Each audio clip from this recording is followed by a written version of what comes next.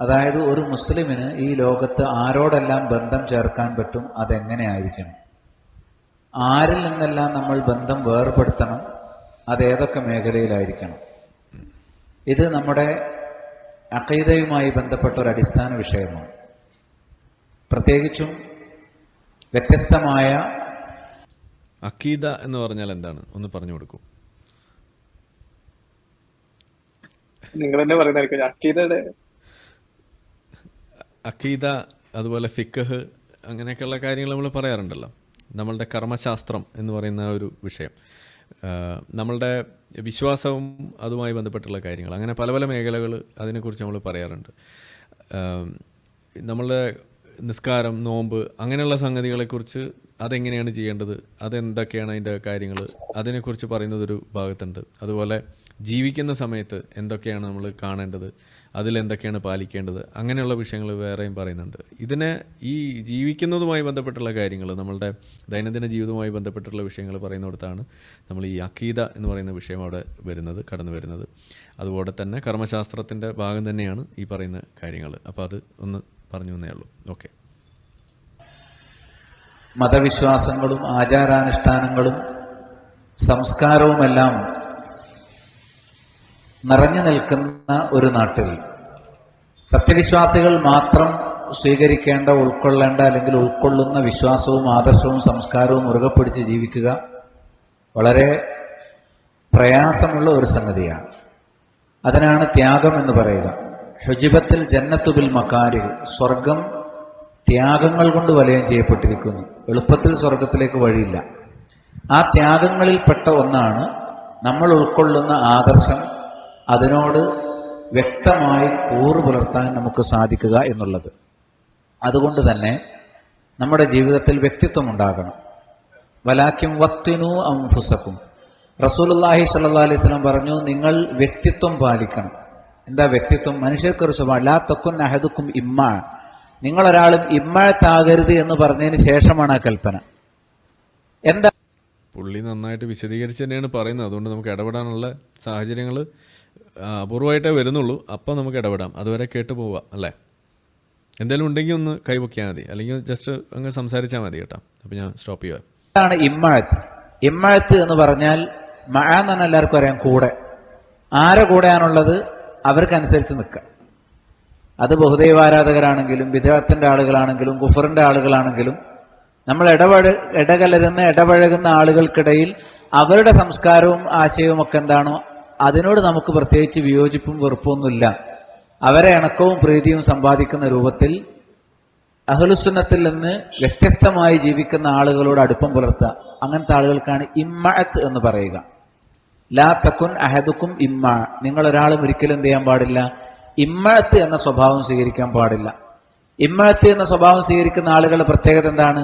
അവർ പറയുക ഫയഖൂൽ, അവൻ പറയും, ഇന്ന അഹ്സനൻ നാസു അഹ്സനു മാഹും, ജനങ്ങൾ നന്മ ചെയ്താൽ ഞങ്ങൾ അവരെ കൂടെ നന്മ ചെയ്യും. അവരെ ഹക്കാണെങ്കിൽ ഞങ്ങളും ഹക്ക്. വൈൻ അസാഉ അസാഉ, അവർ തെറ്റായ വഴിയിലാണെങ്കിൽ ഇവരും തെറ്റായ വഴി പോകും. അപ്പൊ ജനങ്ങൾക്കനുസരിച്ചാണ് ഒരാൾ നന്മ, അല്ലാതെ അള്ളാന്റെ ഇഷ്ടം അനിഷ്ടം എന്നുള്ളതല്ല.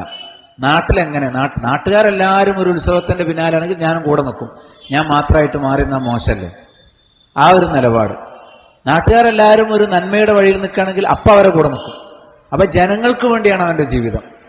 അതിനാണ് അറബിയിൽ ഇമ്മഴത്ത് എന്ന് പറയാതെ പാടില്ല. വലാക്കിൻ വത്തിനു അംഫുസക്കും, നിങ്ങൾ വ്യക്തിത്വം പാലിക്കണം. വ്യക്തിത്വം പാലിക്കുക എന്ന് പറഞ്ഞാൽ എന്താ? ഇൻ അഹ്സനന്നാസു ഫഅഹ്സിനു മാഹും, ജനങ്ങൾ നന്മയിലാണെങ്കിൽ നിങ്ങൾക്ക് അവരുടെ കൂടെ നന്മ ചെയ്യാം. വൈൻ അസാഉ, അവർ തിന്മയാണ് ചെയ്യുന്നതെങ്കിലോ അവരിൽ നിന്ന് വിട്ടു നിൽക്കണം. ഫജ്തനിബു അൻഹും, അവരിൽ എന്ത് ചെയ്യണം? മാറി നിൽക്കണം. ആ ഒരു നിലവാരത്തിൽ വ്യക്തിത്വം പുലർത്തണം.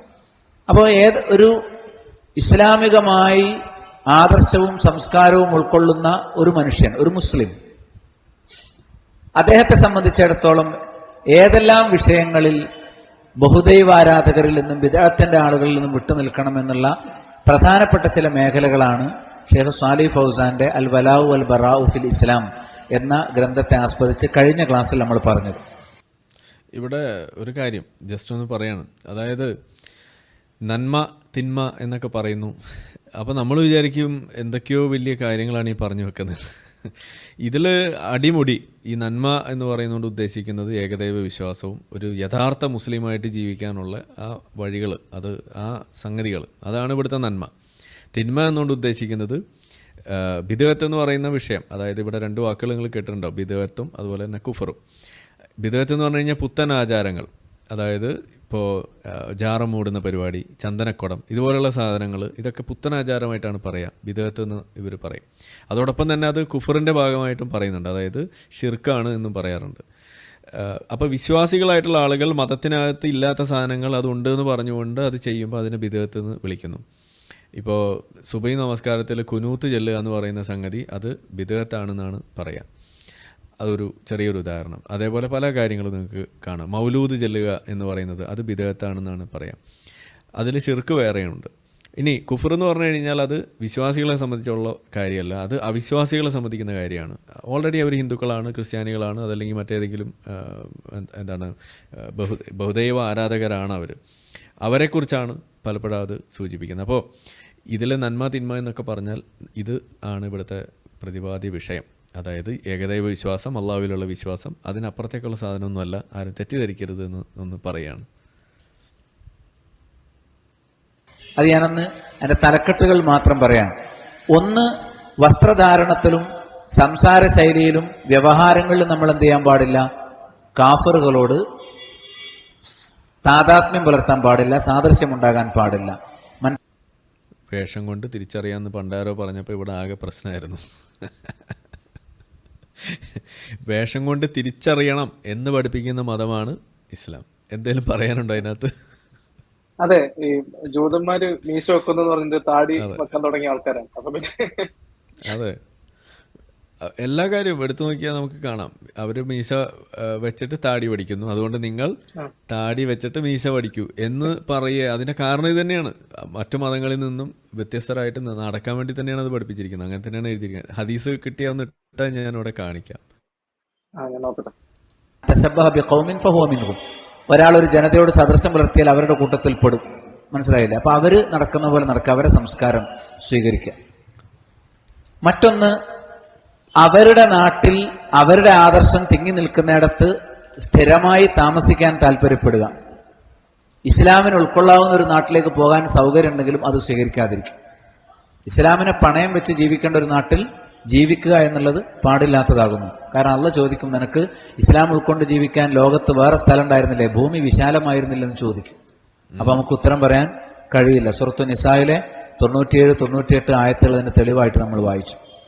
പിന്നെ വിനോദയാത്രയ്ക്ക് വേണ്ടി കാഫറുകളുടെ രാജ്യത്തേക്ക് യാത്ര പോവുക, ദുനിയാവിന്റെ ആസ്വാദനങ്ങൾക്ക് വേണ്ടി, അത് പാടില്ല. ഇത് ചികിത്സ പോലുള്ള കാര്യങ്ങൾക്ക് ഇളവുണ്ടെന്നുള്ളത് നമ്മൾ നേരത്തെ പറഞ്ഞു കഴിഞ്ഞു. അതല്ലാത്ത യാത്രകൾ. മറ്റൊന്ന്, മുസ്ലിങ്ങൾക്കെതിരെ നീങ്ങുന്ന സംഘങ്ങളെ സഹായിക്കാം.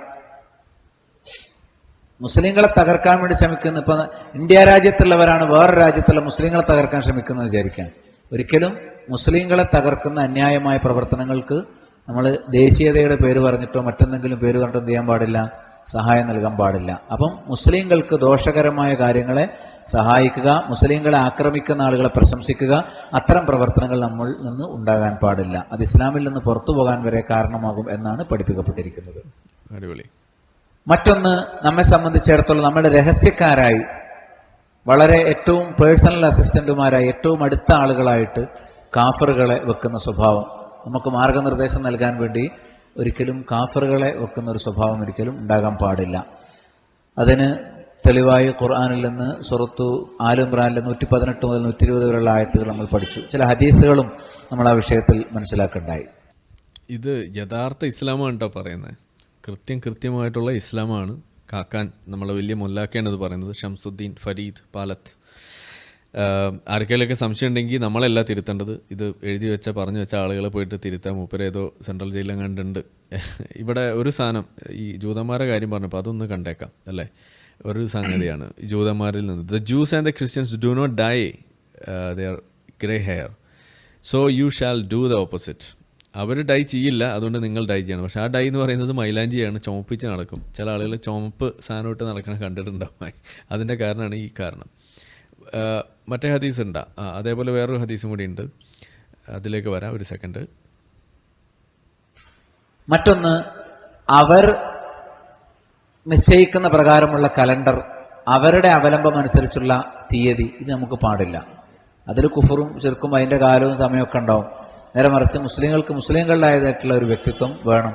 അതേപോലെ അവരുടെ ഉത്സവങ്ങൾ, ശിർക്കന്മാരുടെ വിദായികളുടെ ഉത്സവങ്ങൾ അതൊന്നും നമ്മൾ എന്ത് ചെയ്യാൻ പാടില്ല, അനുകരിക്കാൻ പാടില്ല. ഇപ്പൊ ജന്മദിനം പോലുള്ള ഉത്സവങ്ങൾ, അതേപോലെ മറ്റൊരുപാട് ജയന്തികളുണ്ടല്ലോ, അതൊന്നും നമ്മൾ എന്ത് ചെയ്യാൻ പാടില്ല, മുസ്ലിം അതിനോട് സഹകരിക്കാൻ പാടില്ല. അത് ബന്ധവിച്ഛേദനം എങ്ങനെയെന്നുള്ളതിന്റെ തെളിവായി നമ്മൾ പഠിച്ചിട്ടുള്ള കാര്യമാണ്. പിന്നെ അവരുടെ ഉത്സവങ്ങളിൽ സഹായിക്കുകയോ സഹകരിക്കുകയോ അതിന്റെ പങ്കാളികളാവുകയോ അവരുടെ ഉത്സവങ്ങൾക്ക് ആശംസ നേരുകയോ ചെയ്യാൻ പാടില്ല. ശിർക്കൻ ഉത്സവങ്ങളോട് ഒരു നിലക്കും സഹായം ചെയ്യാൻ പാടില്ല. അതുമായി ബന്ധപ്പെട്ട വിഷയങ്ങൾ നമ്മൾ പഠിക്കേണ്ടായി. മറ്റൊന്ന്, നമ്മെ സംബന്ധിച്ചിടത്തോളം അവരെക്കുറിച്ചുള്ള യോഗ്യതകൾ, അവരുടെ നാഗരികത, ഇത് അമുസ്ലിം രാജ്യങ്ങളുടെ കുഫർ സംസ്കാരങ്ങളുടെ സംസ്കാരങ്ങളുണ്ടല്ലോ, നദിയുടെ സംസ്കാരങ്ങളൊക്കെ, അതിൽ കുഫറിന്റെ സംസ്കാരങ്ങളുടെയൊക്കെ മദ്ഹുകൾ വിളംബരം ചെയ്യുക, അതിനെ പിൻബലം കൊടുക്കുക, ആ നിലക്കുള്ള സംസാരം നമ്മിൽ നിന്നൊരിക്കലും ഉണ്ടാകാൻ പാടില്ല. ഒരാൾ എന്തെങ്കിലും ഒരു നന്മ ചെയ്താലും അവരുടെ പിഴച്ച അഖീദയെ മൂടി വെച്ചുകൊണ്ട് ആ നന്മ എടുത്തിട്ട് അയാളെ യോഗ്യനായി അവതരിപ്പിക്കുക എന്നുള്ള ഒരിക്കലും ശിർക്കിന്റെയും കുഫറിന്റെ ആളുകൾ എന്ത് ചെയ്യാൻ പാടില്ല, യോഗ്യന്മാരായ സമൂഹത്തിന് മുന്നിൽ സമർപ്പിക്കാൻ പാടില്ല. മറ്റൊന്ന്, അവരുടെ പേരിടരുത്. കാഫറുകൾ വ്യാപകമായി സ്വീകരിക്കുന്ന ഇസ്ലാമിക വ്യക്തിത്വം പുലർത്താൻ തയ്യാറല്ലാത്ത നാമങ്ങൾ എന്ത് ചെയ്യാൻ പാടില്ല, ആളുകൾക്ക് ആ തരത്തിലുള്ള പേരുകൾ ഇടാൻ പാടില്ല. അവർക്ക് വേണ്ടി ഇസ്തിഗ്ഫാർ ചോദിക്കാനോ മർഹമത്തിന് വേണ്ടി റബ്ബിനോട് പ്രാർത്ഥിക്കാനോ പാടില്ല. സൂറത്ത് തൗബയിലെ 113-ാമത്തെ ആയത്ത് അതിന് തെളിവായിട്ട് നമ്മൾ പഠിച്ചു. ഇത്രയും കാര്യങ്ങളാണ് കഴിഞ്ഞ ക്ലാസ്സിൽ നമ്മൾ പറഞ്ഞതിന്റെ ചുരുക്കമാണ് ഞാൻ പറഞ്ഞത്.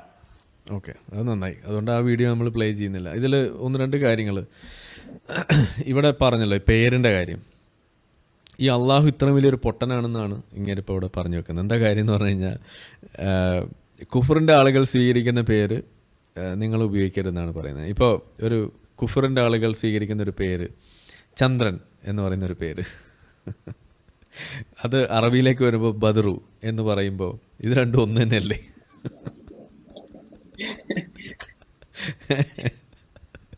അതേപോലെ ഇപ്പോൾ സൂര്യൻ എന്ന് പറയുന്ന പേര് ഇടുന്ന ആളുകളുണ്ടല്ലോ, എന്താണ് ഇപ്പോൾ അതിന് പറയല്, ഇപ്പോൾ ഇതിനകത്തേക്ക് വരുമ്പോൾ ഇപ്പോൾ ഷംസു എന്നൊക്കെ പറയുന്ന പേര്, അതും ഇതേപോലെ നമുക്ക് കാണാം, ഷംസു. അപ്പൊ ഇത് എന്ത് അടിസ്ഥാനത്തിലാണ് ഈ പറയുന്നതെന്നാണ് നമ്മൾ ചോദിക്കുന്നത്. അതേപോലെ നിങ്ങൾക്ക് ഷംസു, അതാ പറഞ്ഞ ഇപ്പൊ ഷംസു എന്നുള്ള പേര് ഇദ്ദേഹം കൊണ്ട് നടക്കുന്നു. അപ്പോൾ വേറൊരാൾ ചന്ദ്രൻ എന്നുള്ളൊരു പേരിട്ട് കഴിഞ്ഞാൽ ഇത് രണ്ടും ഒന്നല്ലേ വരുന്നത്? ഷംസു എന്ന് പറയുമ്പോൾ ചന്ദ്രനല്ലേ, അല്ലേ? എന്താണേലും ഈ സാധനമാണല്ലോ. അപ്പൊ ഈ തരത്തില് അറബിയിലും മലയാളത്തിലും എഴുതി കഴിഞ്ഞാൽ അതുപോലും മനസ്സിലാകാത്ത അള്ളാഹു ആണോ ഇതുപോലെ പൊട്ടനാണോ? അപ്പോൾ യഥാർത്ഥത്തിൽ നിരക്ഷരനായ ആള് അത് അള്ളാഹു ആണോ അത് നബി ആണോ എന്നുള്ള കാര്യം നിങ്ങൾ തന്നെ ഒന്ന് തീരുമാനമാക്കണം. അതാണ് എനിക്ക് പറയാനുള്ളത്. ഇവിടെ നമ്മൾ നേരത്തെ പറഞ്ഞ ആ ഹദീസിൻ്റെ ഒരു സാധനം ഇവിടെ കാണാം. Do the opposite of what the pagans do, keep the beard's and cut the moustache short. അതാണ് അവിടെ പറഞ്ഞു വെക്കണം. അതായത് മീശ കട്ടി കുറയ്ക്കുക, താടി നീട്ടി വളർത്തുക. Whenever Ibn Umar perform the Hajj or Umrah he use to hold his beard with his hand and cut whatever remain outside. ഇങ്ങനെ കണ്ട് പിടിച്ചിട്ട് അതിൻ്റെ അടിയിലുള്ളത് ഇങ്ങനെ കട്ട് ചെയ്ത കളി. ഇതാണ് പറയുന്നത്. കട്ട് ചെയ്യണമെന്നൊക്കെ ആഗ്രഹമുണ്ട്. നമ്മൾ പണ്ടൊക്കെ അത് വെച്ച് നടന്നിരുന്നതാണ്. പിന്നെ മനസ്സിലായി ഇത് ശരിയാവില്ല, നമുക്ക് പറഞ്ഞിട്ടുള്ളതല്ല എന്ന് മനസ്സിലായി. പിന്നെ വേറെ ഒന്ന്, trim closely the moustache and grow beard and thus act against the fire worshippers. ഇതാണ് പറയുന്നത്. ഇതൊക്കെ പറഞ്ഞു വെച്ചിട്ടുള്ളതാണ് കേട്ടോ. അപ്പോൾ വേഷം കൊണ്ട് തിരിച്ചറിയണം. നിങ്ങളെ കണ്ടാൽ തന്നെ നിങ്ങൾ കാക്കാനാണ്, ഇത് അസല് കാക്കാനാണെന്ന് നാട്ടുകാർ തിരിച്ചറിഞ്ഞാൽ മാത്രം പോരാ, കണ്ടിട്ട് ഓടുകയും കൂടി വേണം എന്നുള്ളതാണ് ഇന്നിപ്പോൾ നമ്മൾ കാണുന്നത്. ഇതേപോലെ മീശ അല്ലാതെ താടിയും വെച്ചിരിക്കുന്ന ഒരാൾ നിങ്ങൾ വലിയ ട്രെയിനിലോ അല്ലെങ്കിൽ വല്ല എയറോപ്ലെയിനിലൊക്കെ പോകുന്ന സമയത്ത് നിങ്ങളുടെ അടുത്ത് കൂടെ ഒരു താടി വെച്ച് മീശ ഇല്ലാത്ത ഒരാൾ പോയാൽ എന്താണ് നിങ്ങളുടെ ശരീരത്തിലൂടെ പാഞ്ഞു പോകുന്ന ആ സാധനത്തിൻ്റെ പേര്? അതൊന്ന് നിങ്ങൾക്ക് വേണമെങ്കിൽ കമൻറ്റ് സെക്ഷനിലൊന്ന് എഴുതിയിടാം. അതിനെ നിങ്ങൾ എന്തെന്നാണ് വിളിക്കുക? ഒരു ആന്തൽ, ഒരു കൊള്ളിയാൻ മിന്നി എന്നൊക്കെ പറയുന്ന മാതിരി എന്താണ് നിങ്ങൾക്ക് ഫീൽ ചെയ്യുക എന്നുള്ളത് ഒന്ന് പറയുന്നത് നല്ലതാണ്. ഓക്കെ, ബാക്കി നമുക്ക് കേൾക്കാം.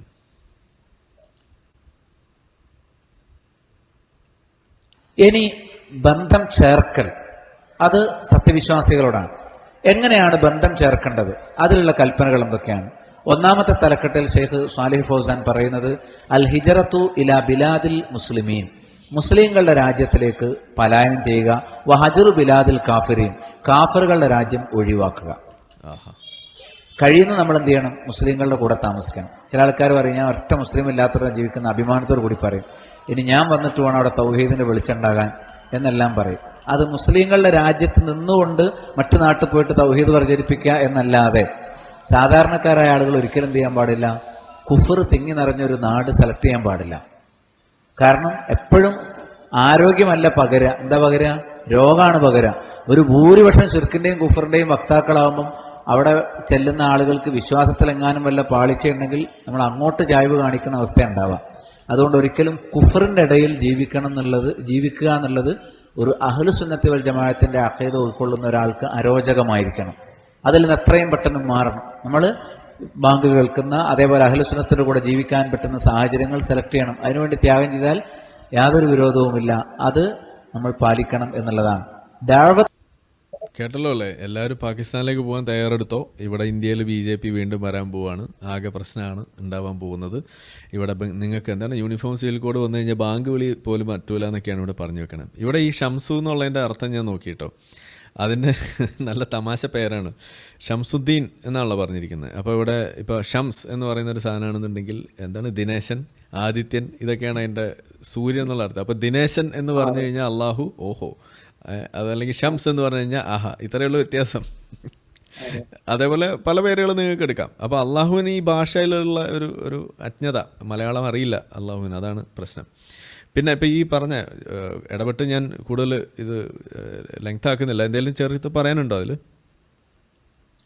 അല്ല, ഇത് എനിക്കറിയില്ല. ഇത് നമുക്ക് തുടരാം. കുറച്ച് കഴിഞ്ഞ് പറയാം. പോലുള്ള മസ്ലഹത്തിന് വേണ്ടി അറിവുള്ള ആളുകൾക്ക് മാത്രമേ അത്തരം രാജ്യങ്ങൾ, കുഫറിന്റെ രാജ്യങ്ങളൊക്കെ പോയി നിൽക്കാനും താമസിക്കാനും ഒക്കെ അനുവാദമുള്ളൂ എന്നുള്ളത് നമ്മൾ മനസ്സിലാക്കുന്നു. രണ്ടാമതായി ഷെയ്ഖ് പറയുന്നത് മുനാസറത്തുൽ മുസ്ലിമീന വ മുആവനത്തുഹും ബിൻ നഫ്സി വൽ മാലി വൽ ലിസാൻ ഫിമാ യഹ്താജൂന ഇലൈഹി ഫീ ദീനിഹിം വ ദുനിയാഹും. മുസ്ലിങ്ങൾക്ക് സഹായം ചെയ്തു കൊടുക്കണം, അവരോട് സഹകരിക്കണം. നമ്മുടെ ശരീരം കൊണ്ടും സ്വത്ത് കൊണ്ടും നാവ് കൊണ്ടുമൊക്കെ മുസ്ലിങ്ങൾക്ക് ആവശ്യമുള്ള പ്രയോജനപ്രദമായ കാര്യങ്ങളിലേക്ക് നമ്മൾ മുന്നിട്ട് വരണം. അവരുടെ ദീനിന്റെ കാര്യമാണെങ്കിലും ശരി, ദുനിയാവിന്റെ കാര്യമാണെങ്കിലും ശരി, നമ്മൾ പ്രത്യേകം മുൻഗണന കൊടുക്കണം എന്ന് എടുത്തു പറഞ്ഞിരിക്കുന്നു. ഇപ്പൊ രണ്ടാളിൽ ഒരാളെ നമുക്ക് ശ്രദ്ധിക്കാൻ പറ്റുള്ളൂ. ഒരാൾ ഇസ്ലാമുള്ള ആളാണ്, ഒരാൾ കുഫറിന്റെ ആളാണ്. അപ്പൊ നമ്മൾ ആരെ ശ്രദ്ധിക്കും? ഇസ്ലാമുള്ള ആൾ ഏതായാലും ഇസ്ലാമിലാണ്. കുഫറിന്റെ ആളെ നോക്കിയാൽ ചിലപ്പോൾ അയാൾ ഇസ്ലാമിലേക്ക് വരികയാണെങ്കിലോ എന്ന് വിചാരിക്കും. അത് പാടില്ല. തൗഹീദിന്റെ ശബ്ദം പുലർത്തുകയും തൗഹീദിലേക്ക് ക്ഷണിക്കുകയും ചെയ്യുന്ന ആളുകളുടെ കാര്യമാണ് എന്ത് ചെയ്യേണ്ടത്? ഒന്നാമത് പരിഗണിക്കേണ്ടത്. അതാണ് ഖുർആൻ പറഞ്ഞ സൂറത്തു തൗബയിലെ 71-ാമത്തെ ആയത്ത്. വൽ മുഅ്മിനൂന വൽ മുഅ്മിനാത്തു ബഅ്ദുഹും ഔലിയാഉ ബഅ്ദ്. സത്യവിശ്വാസികളും സത്യവിശ്വാസിനികളും പരസ്പരം ആത്മബന്ധുക്കളാണ്, ആത്മമിത്രങ്ങളാണ്. സത്യവിശ്വാസികളും സത്യവിശ്വാസം ഇവിടെ കുടുംബബന്ധമല്ല, അതിനേക്കാൾ അപ്പുറത്ത് എന്താണ്? ആദർശബന്ധമാണ്. അതാണ് 9-ാമത്തെ അധ്യായം സൂറത്തു തൗബയിലെ 71-ാമത്തെ ആയത്തിൽ പറയുന്നത്. ഇനി സൂറത്തുൽ അൻഫാൽ 8-ാമത്തെ സൂറത്തിൽ 72-ാമത്തെ ആയത്തിൽ കാണാം, വ ഇനിസ്തൻസറൂകും ഫിദ്ദീൻ ഫഅലൈകുമുൻ നസ്റു ഇല്ലാ അലാ ഖൗമിൻ ബൈനകും വ ബൈനഹും മീസാഖ്. ദീനിൽ നിങ്ങളോട് അവർ സഹായം ചോദിച്ചാൽ നിങ്ങളുടെ മേൽ അവരെ സഹായിക്കേണ്ട ബാധ്യതയുണ്ട്. മനസ്സിലായില്ലേ? അപ്പൊ നമുക്ക് മുസ്ലിങ്ങളെ സഹായിക്കേണ്ട ചുമതല ഉണ്ട് എന്നാണ് ഇവിടെ പറഞ്ഞത് സൂറത്തുൽ അൻഫാലിലെ 72-ാമത്തെ ആയത്ത്. ചിലപ്പോൾ കുടുംബബന്ധം ഉണ്ടായിക്കൊള്ളണമെന്നില്ല, അടുത്ത ആളുകളായിക്കൊള്ളണമെന്നില്ല, നമ്മളായിട്ട് യാതൊരു ചർച്ചാബന്ധം ഉണ്ടായിക്കൊള്ളണമെന്നില്ല, പക്ഷെ ആദർശബന്ധമുണ്ട്, അവരെ പരിഗണിക്കണം. മൂന്നാമത്തെ കാര്യം ഷെയ്ഖ് പറയുന്നു, അത്തഅല്ലുമുലി അലമിഹിം വസ്സുറൂറു ബിസുറൂരിഹിം. അവരുടെ ദുഃഖത്തിൽ നമുക്ക് ദുഃഖമുണ്ടാകണം, അവരുടെ സന്തോഷത്തിൽ നമുക്കും സന്തോഷമുണ്ടാകണം. ഒരു മുസ്ലിമിന് സന്തോഷം ഉണ്ടാവും, നമ്മൾ സങ്കടപ്പെടാൻ പാടില്ല. അത് മുനാഫിക്കിന്റെ സ്വഭാവം. മുനാഫിക്കുകൾ എപ്പോഴെന്താണ്? സത്യവിശ്വാസികൾക്ക് എന്തെങ്കിലും നേട്ടം ഉണ്ടാകുമ്പോൾ അവരുടെ മുഖം ചുളിയും, സത്യവിശ്വാസികൾക്ക് നഷ്ടം ഉണ്ടാകുമ്പോൾ അവർക്ക് സന്തോഷമായിരിക്കും. ഇതാണ് മുനാഫിക്കിന്റെ ലക്ഷണം. നമുക്കങ്ങനെയല്ല. സത്യവിശ്വാസികൾക്ക് പ്രയാസം ഉണ്ടാകുമ്പോൾ നമുക്കും പ്രയാസം ഉണ്ടാകും, സത്യവിശ്വാസികൾക്ക് സന്തോഷം ഉണ്ടാകുമ്പോൾ നമ്മൾ സന്തോഷം. വേറൊരാൾക്ക് സന്തോഷം, എന്നാലും അവൻ മുഅ്മിനാണ്, അവരുടെ നേട്ടമുണ്ടായി. നമുക്ക് എന്താണ്? അൽഹംദുലില്ലാഹ്, സത്യവിശ്വാസിയായ ഒരു സഹോദരന് ഒരു നേട്ടം കിട്ടി എന്നുള്ള സന്തോഷം നമുക്കുണ്ടായിരിക്കണം എന്നാണ്. ധാരാളം നമുക്കെല്ലാം സുപരിചിതമായ ഒരുപാട് ഉദാഹരണങ്ങൾ തെളിവായി കൊടുത്തിട്ടുണ്ട്. റസൂലുള്ളാഹി സ്വല്ലല്ലാഹു അലൈഹി വസല്ലം പറഞ്ഞു, മസലുൽ മുഅ്മിനീന ഫീ തവാദ്ദിഹിം വ തറാഹുമിഹിം വ തആതുഫിഹിം മസലുൽ ജസദി. സത്യവിശ്വാസികൾ പരസ്പര സ്നേഹത്തിലും പരസ്പരം കാരുണ്യത്തിലും പരസ്പരം കനിവ് കാണിക്കുന്നതിലും അവരുടെ ഉപമ ഒരു ശരീരത്തിന്റെ ഉപമയാണ്. എന്താണ്? ഇദസ്തകാ മിൻഹു ഉളുവുൻ, ഒരു ശരീരത്തിലെ ഒരു അവയവത്തിന് രോഗം വന്നാൽ തദാലഹു സായിറുൽ ജസദി ബിൽഹുമ്മ വസഹർ, ശരീരത്തിന്റെ മറ്റ് അവയവങ്ങൾ പനി പിടിച്ചും ഉറക്കമിളച്ചും വിധേയത്വം കാണിക്കും. ഏതെങ്കിലും ഒരു അവയവത്തിന് അസുഖം വന്നാൽ ബാക്കിയുള്ള അവയവങ്ങളും അത് പ്രകടമാകും, അതിന്റെ ലക്ഷണങ്ങൾ പ്രകടമാകും. അപ്പോൾ ഒരു മുസ്ലിം ഉമ്മത്തിൽപ്പെട്ട ഒരാൾക്ക് അല്ലെങ്കിൽ ഒരു സംഘത്തിന്, ഒരു ടീമിന് പ്രയാസം ഉണ്ടായാൽ നമുക്കെന്ത് ചെയ്യണം? ബാധിക്കണം. അവര് മറ്റേ യമനിലുള്ളവരല്ലേ, ഇവര് പലസ്തീനുള്ളവരല്ലേ, നമ്മളെ നോക്കേണ്ടതില്ല എന്നല്ല. ലോകത്ത് എവിടെ മുസ്ലിങ്ങൾ ദുഃഖിതരാണെങ്കിലും ആ ദുഃഖത്തിൽ ആര് പങ്കുചേരും? ലോകത്തുടനീളമുള്ള മുഴുവൻ മുസ്ലിങ്ങളും പങ്കുചേരണം. അവരുടെ ആഹ്ലാദം നമുക്ക് എന്തായിരിക്കണം? ആഹ്ലാദമായിരിക്കണം. അള്ളാഹ് അനുവദിക്കുന്ന വിഷയത്തിൽ നമുക്ക് ആഹ്ലാദം ഉണ്ടാവുള്ളൂ. അത് ശ്രദ്ധിക്കണം എന്നുള്ളതാണ്. ഇതാണ് നമ്മളെ ഈ പാലസ്തീൻ വിഷയത്തിൽ ഇന്ന് നമ്മൾ കണ്ടുകൊണ്ടിരിക്കുന്നത്. എന്തെങ്കിലും പറയാനുണ്ടോ അതിൽ? അതെ, ഇത് ഒരു വലിയ പ്രശ്നമാണ്. ഈ കാരണം അവരെന്ത് ചെയ്താലും, അവര് ഷിർക്ക് ഒഴിച്ച് എന്ത് ചെയ്താലും അവരെ അനുകൂലിക്കണം. അതിന് എല്ലാ മുസ്ലിമും ബാധ്യസ്ഥനാണ്. പലസ്തീനികള് ഒക്ടോബർ 7 ചെയ്ത ബലാത്സംഗങ്ങളും അതിലും നിങ്ങൾ അവരുടെ കൂടെ നിൽക്കണം. എന്നാലും നിങ്ങൾ യഥാർത്ഥ മുസ്ലിം ആവുമെന്നാണ് ഇയാൾ പറയുന്നത്. കാരണം അതൊന്നും തെറ്റല്ല. മതത്തിന്റെ പേരിലായതുകൊണ്ടും ഇസ്ലാമിനെതിരെയാണ് ഇസ്രായേൽ പ്രവർത്തിക്കുന്നതുകൊണ്ടും അങ്ങനെ ഈ ചെയ്യുന്നതൊന്നും തെറ്റല്ല ഇസ്ലാമിന്റെ കണ്ണിൽ. അപ്പൊ അവരെ മുസ്ലിങ്ങൾ ഈ ബലാത്സംഗങ്ങളും ഈ പെണ്ണുങ്ങളെ പീഡിപ്പിക്കുന്നതും കുട്ടികളെ ചുട്ടുവന്നതൊക്കെ അനുകൂലിക്കുന്ന ആളാണ് യഥാർത്ഥ സത്യവിശ്വാസി എന്നാണ് ഇദ്ദേഹം ഇവിടെ ഊന്നി പറയുന്നത്. ഇതാണ് ഇസ്ലാമിന്റെ അഭിപ്രായം. അല്ല, ബലാത്സംഗം എന്ന് പറയുന്ന ഒരു വിഷയം അവിടെ വരുന്നില്ല. കാരണം ഒന്നാമത് ജൂതന്മാരെയാണ് പിടിച്ചത്, അവര് കാഫിറുകളാണ്, അവരത് ചെയ്ത് അങ്ങനെ കൊള്ളയടിച്ചിട്ടുള്ള ശീലമാണല്ലോ മുഹമ്മദ് നബി ചെയ്തു വെച്ചിട്ടുള്ളത്. അപ്പോൾ അതിലൊരു ദോഷമില്ല. അപ്പോൾ അതുകൊണ്ട് അവരുടെ മുന്നിൽ അതൊരു വിഷയം പോലെ ആകാത്തതിൻ്റെ കാരണം അതാണ്. അത് അവർക്കൊരു വിഷയമേ അല്ല. അതാണ് അതിൻ്റെ കാര്യം. അപ്പോൾ എനിക്ക് തോന്നുന്നു അത് നമ്മളൊന്ന് പറഞ്ഞത് നന്നായി. ഇദ്ദേഹം അതവിടെ നമുക്കൊരു ഓർക്കാനൊരു അവസരം ഉണ്ടാക്കി തന്നിരിക്കുക. പിന്നെ നേരത്തെ വേറൊരു കാര്യം ഇതിൽ പറഞ്ഞത്, മുസ്ലിമിന് കൂടുതൽ സഹായം ചെയ്യുക, മുസ്ലിങ്ങൾക്ക് എപ്പോഴും പ്രയോറിറ്റി കൊടുക്കുക എന്ന് പറയുന്നത് ഇത് നമ്മുടെ ഇസ്ലാം ക്യൂയിൽ വരുന്ന ഒരു ചോദ്യം. Can he buy meat from a non Muslim butcher who says that it is halal. അപ്പോൾ രണ്ട് കടകൾ, ഒരു കടയിൽ മുസ്ലിം, വേറെ കടയിൽ അമുസ്ലിം, രണ്ടുപേരും വിൽക്കുന്നത് ഇറച്ചി, രണ്ടിടത്തും ഹലാൽ മീറ്റ് എന്ന് എഴുതി വെച്ചിട്ടുണ്ട്. ഹലാലാണല്ലോ വാങ്ങിക്കാൻ പറ്റുള്ളൂ. അപ്പോൾ നമ്മളെ മുന്നിൽ എന്താണ്? കച്ചവടക്കാരന് ഇറച്ചി വിൽക്കുന്നു, 2 ഹലാൽ. അപ്പോൾ ഇതിൽ ആരുടെ കടയിൽ നിന്ന് വാങ്ങണം? ഇതാണ് ഇസ്ലാമിൻ്റെ മുന്നിലുള്ള പ്രശ്നം. ഇപ്പോൾ സാധാരണ മനുഷ്യന്മാർ, ഇപ്പോൾ നമ്മുടെ നാട്ടിൽ ഈ മുസ്ലിം അല്ലാതെയുള്ള ആളുകൾ, ഇപ്പോൾ എൻ്റെയൊക്കെ വീടിൻ്റെ അടുത്തുള്ള ആളുകൾ, നമുക്കൊരു ബാബുവേട്ടൻ്റെ കടയുണ്ട്, ഒരു മൊയ്തുക്കാൻ്റെ കടയുണ്ട്. ഓക്കെ, ബാബുവേട്ടൻ മുസ്ലിം അല്ല, മൊയ്തുക്ക മുസ്ലിമാണ്. ഇതൊക്കെ നമുക്ക് വേണ്ടപ്പെട്ട നമ്മളെ അയൽവാസികളായിട്ടുള്ള ആളുകളാണ്. അപ്പോൾ ഞാൻ മുസ്ലിം ആയിരിക്കും, ഞാൻ സാധനം വാങ്ങിക്കാൻ വേണ്ടി നോക്കുമ്പോൾ ഇതുപോലെ മതം തലയ്ക്ക് പിടിക്കാത്ത ഒരാൾ എന്ന രീതിയിൽ നോക്കുകയാണെന്നുണ്ടെങ്കിൽ നമ്മൾ എന്താ ചെയ്യുക? സാധാരണ നമ്മളെന്താ ചെയ്യുക? ഇടയ്ക്ക് മൊയ്തുക്കാൻ്റെ കടയിൽ നിന്ന് വാങ്ങും, ഇടയ്ക്ക് ബാബുവേട്ടൻ്റെ കടയിൽ നിന്ന് വാങ്ങും. എല്ലാവരെയും അങ്ങോട്ടും ഇങ്ങോട്ടും സന്തോഷിപ്പിച്ച് അവിടുന്ന് ഇവിടുന്ന് മാറി വാങ്ങിച്ച് അങ്ങനെ അങ്ങ് പോകും. പിന്നെ ചിലപ്പോൾ ചില സാധനങ്ങൾ ആ കടയിലേക്ക് കാണും, ഈ കടയിൽ കാണില്ല. അപ്പോൾ നമ്മൾ അതിന് വേണ്ടി അവിടെ, അപ്പോൾ അവിടെ ഒരു ബാലൻസ് ഉണ്ട്, അവിടെ അത് കീപ്പ് ചെയ്ത് പോകുന്നതിന്. ഇനി ഇത് തലയ്ക്ക് പിടിച്ച ഒരാളാണ് ഈ മതം. കൂടുതൽ ഞാൻ പഠിച്ചു. ഇന്നിപ്പോൾ ഈ ഷെയ്ഖ് ഫൗസാൻ പറയുന്നതൊക്കെ കേട്ട്, ഈ പാലത്തിൻ്റെ പ്രസംഗം കേട്ടിട്ട് ഞാൻ പുറത്തേക്ക് വരികയാണ്. എൻ്റെ മുന്നിൽ മൊയ്തുക്കയും ബാബുവേട്ടനും കടയും തുറന്ന് വെച്ചിട്ടിരിക്കുകയാണ്. ഞാൻ എവിടെ നിന്ന് ആ സാധനം വാങ്ങിക്കുക? ഇതിൻ്റെ ഉത്തരം അതാണ് എഴുതിയിരിക്കുന്നത്. If a non Muslim butcher claims that he is selling halal meat and chicken, is it okay to buy from him? If any of our friends buying from his shop, can we eat that meat, keeping in mind that there are 2 halal meat shops in our area running by Muslim brothers? എന്നൊക്കെ പറയുന്നൊരു അവസ്ഥ. അപ്പോൾ ഇതിൽ ഉത്തരം ഇതാണ്. 2 കാരണം പറഞ്ഞിട്ടാണ് ഉത്തരം പറയുന്നത്. ഒന്നാമത്തെ കാരണം ഇതാണ്: it is better for you to buy the meat you need from Muslims. ഇതാണ് പച്ചയ്ക്ക് വർഗീയത എന്ന് പറയുന്നത്. പച്ച കളറിൽ തന്നെ ഞാനവിടെ മാർക്ക് ചെയ്ത് വെച്ചിട്ടുണ്ട്. പച്ച വർഗീയത എന്നൊക്കെ പറയുന്നത് ഇതാണ്. അതായത് നിങ്ങൾ മുസ്ലിമിൻ്റെ കടയിൽ നിന്ന് മാത്രം വാങ്ങിക്കുന്നതാണ് നല്ലത് എന്ന് തന്നെയാണ് അവിടെ പഠിപ്പിക്കുന്നത്. ഇതാണ് ഇസ്ലാമിൻ്റെ കാഴ്ചപ്പാട്. അതിൻ്റെ കാരണമൊക്കെ അവിടെ എമണ്ടൻ പാരഗ്രാഫ് കണക്കിന് അവിടെ എഴുതി വെച്ചിട്ടുണ്ട്. ഇത് ഇങ്ങനെ ചെയ്യാൻ പോയി കഴിഞ്ഞാൽ ഇവിടെ വരും ഹലാൽ റെസ്റ്റോറൻറ്റുകൾ ബഹിഷ്കരിക്കുക എന്ന് പറഞ്ഞിട്ടുള്ള ആ ബോർഡ് വെച്ചുകൊണ്ട് തന്നെ ഇവിടെ വലിയ കോലാഹലം ഉണ്ടായതിൻ്റെ കാരണം എന്താണ്? ഈ ഹലാൽ ബോർഡ് വെക്കുന്നതിൻ്റെ ഒരു ഉദ്ദേശം എന്ന് പറയുന്നത് മുസ്ലിങ്ങളെ നമ്മളിവിടെ ഉണ്ട് കേട്ടോ, ഇങ്ങോട്ട് പോന്നോളി എന്ന് പറയുന്നൊരു സിഗ്നലാണത്. നമ്മൾ ഈ ചുവന്ന ലൈറ്റ് കത്തിച്ചിടുന്ന പോലെ അല്ലെങ്കിൽ ഒരു പച്ച ലൈറ്റ് കത്തിച്ചിടുന്ന പോലെയാണ് ആ സാധനം. ഇത് മുസ്ലിമിൻ്റെ കടയാണ് എന്ന് കാണിക്കാനും കൂടി വേണ്ടിയിട്ടാണ് ഈ ഹലാൽ എന്ന് പറയുന്ന ബോർഡ്. അല്ലാതെ വേറെ അതിന് വലിയ ഉദ്ദേശമൊന്നുമില്ല. നിങ്ങൾ ഈ പറയുന്ന ഫുഡ് സേഫ്റ്റി സ്റ്റാൻഡേർഡ്സ് അത് വെച്ചിട്ടാണെന്നുണ്ടെങ്കിൽ ഹലാൽ സർട്ടിഫിക്കേഷൻ അതിൽ ഒരു മണ്ണാങ്കട്ടയും ചെയ്യാനില്ല. അത് ചെയ്യാൻ ഇവിടെ വേറെ ആൾക്കാരുണ്ട്. അപ്പോൾ നമ്മൾ പറയുന്നത് എത്രയൊക്കെ സേഫ് ആയിട്ടുള്ള ക്ലീൻ ആയിട്ടുള്ള ഫുഡാണെങ്കിലും അത് ഹലാൽ സർട്ടിഫൈഡ് അല്ല എന്നുണ്ടെങ്കിൽ മുസ്ലിമിന് അത് തിന്നാൻ കഴിയില്ല എന്നതാണ് ഹലാലിൻ്റെ പ്രശ്നം. അപ്പോൾ ഭക്ഷണം സേഫാണോ ക്ലീനാണോ എന്നുള്ളതല്ല അവിടെ മാനദണ്ഡമായിട്ട് വെക്കുന്നത്. അത് മുസ്ലിമാണോ അറുത്തത്, മുസ്ലിമാണോ പാക്ക് ചെയ്തത്, ഇതൊക്കെയാണ് അവിടുത്തെ പ്രശ്നമായിട്ട് വരുന്നത്. അവിടെ ചെയ്യുന്ന സമയത്ത് അവിടെ ദിക്ർ ചൊല്ലിയിട്ടുണ്ടോ, ഇതൊക്കെ നോക്കിയിട്ടാണ്. അപ്പോൾ ഇവിടെ എഴുതി വെച്ചിരിക്കുന്നത് ഇതിൻ്റെ കാരണമുണ്ട്. Because this is more on the safe side and there is less likely to be any doubt concerning it. അതൊക്കെ ഒരു വശത്ത്. You will also be helping the Muslims to continue their work for which there is a need in the western countries. നമ്മളുടെ western കൺട്രീസിൽ പ്രത്യേകിച്ച് ഇതിൻ്റെ ഒരു ആവശ്യമുണ്ട്. Moreover the Muslims undoubtedly deserve this business more than others. മുസ്ലിങ്ങൾക്കാണ് ഇത് കൂടുതൽ വേണ്ടത്. It is sufficient for the Muslim to feel that he is renewing his bonds of faith with his Muslim brothers every time he forsakes the stores that are owned by kuffar that may be closer to him or sell goods for cheaper prices to buy from his brothers in faith. ഇതാണ് പച്ചവർഗീയത എന്നൊക്കെ പറഞ്ഞാൽ കുറഞ്ഞു പോകും. അപ്പോൾ ഞാൻ പറഞ്ഞു, ഇതൊക്കെ വായിച്ച് കേട്ട് മനസ്സിലാക്കിയിട്ടുള്ള ഞാൻ സാധനം വാങ്ങാൻ വേണ്ടി പോകുമ്പോൾ അവിടെ മൊയ്തുഖാൻ്റെ കടയും അവിടെ നമ്മുടെ ബാബുവേട്ടൻ്റെ കടയുണ്ടെന്നുണ്ടെങ്കിൽ ഞാൻ പിന്നെ ബാബുവേട്ടൻ്റെ കടയിൽ നിന്ന് വാങ്ങില്ല. ഞാൻ പോയി വാങ്ങുക മൊയ്തുഖാൻ്റെ കടയിൽ നിന്നാണ്. ഇതാണ് ഇസ്ലാം പഠിപ്പിക്കുന്നത്. അവിടുന്ന് വാങ്ങാവൂ എന്നാണ് പഠിപ്പിക്കുന്നത്. എന്തുകൊണ്ട്? കാരണം അങ്ങനെ ചെയ്താൽ അത് യു ആർ ഹെൽപ്പിംഗ്, അല്ലെങ്കിൽ you are renewing the bones of faith. ആ മുസ്ലിം ബ്രദർഹുഡ് എന്ന് പറയുന്ന സാധനം അത് അവിടെ ഊട്ടി ഉറപ്പിക്കുന്നു. ഇത് തന്നെയാണ് പണ്ട് അംബേദ്കറും പറഞ്ഞത്. ഒരു യൂണിവേഴ്സൽ ബ്രദർഹുഡ് എന്ന് പറയുന്ന സാധനം ഇസ്ലാമിലില്ല.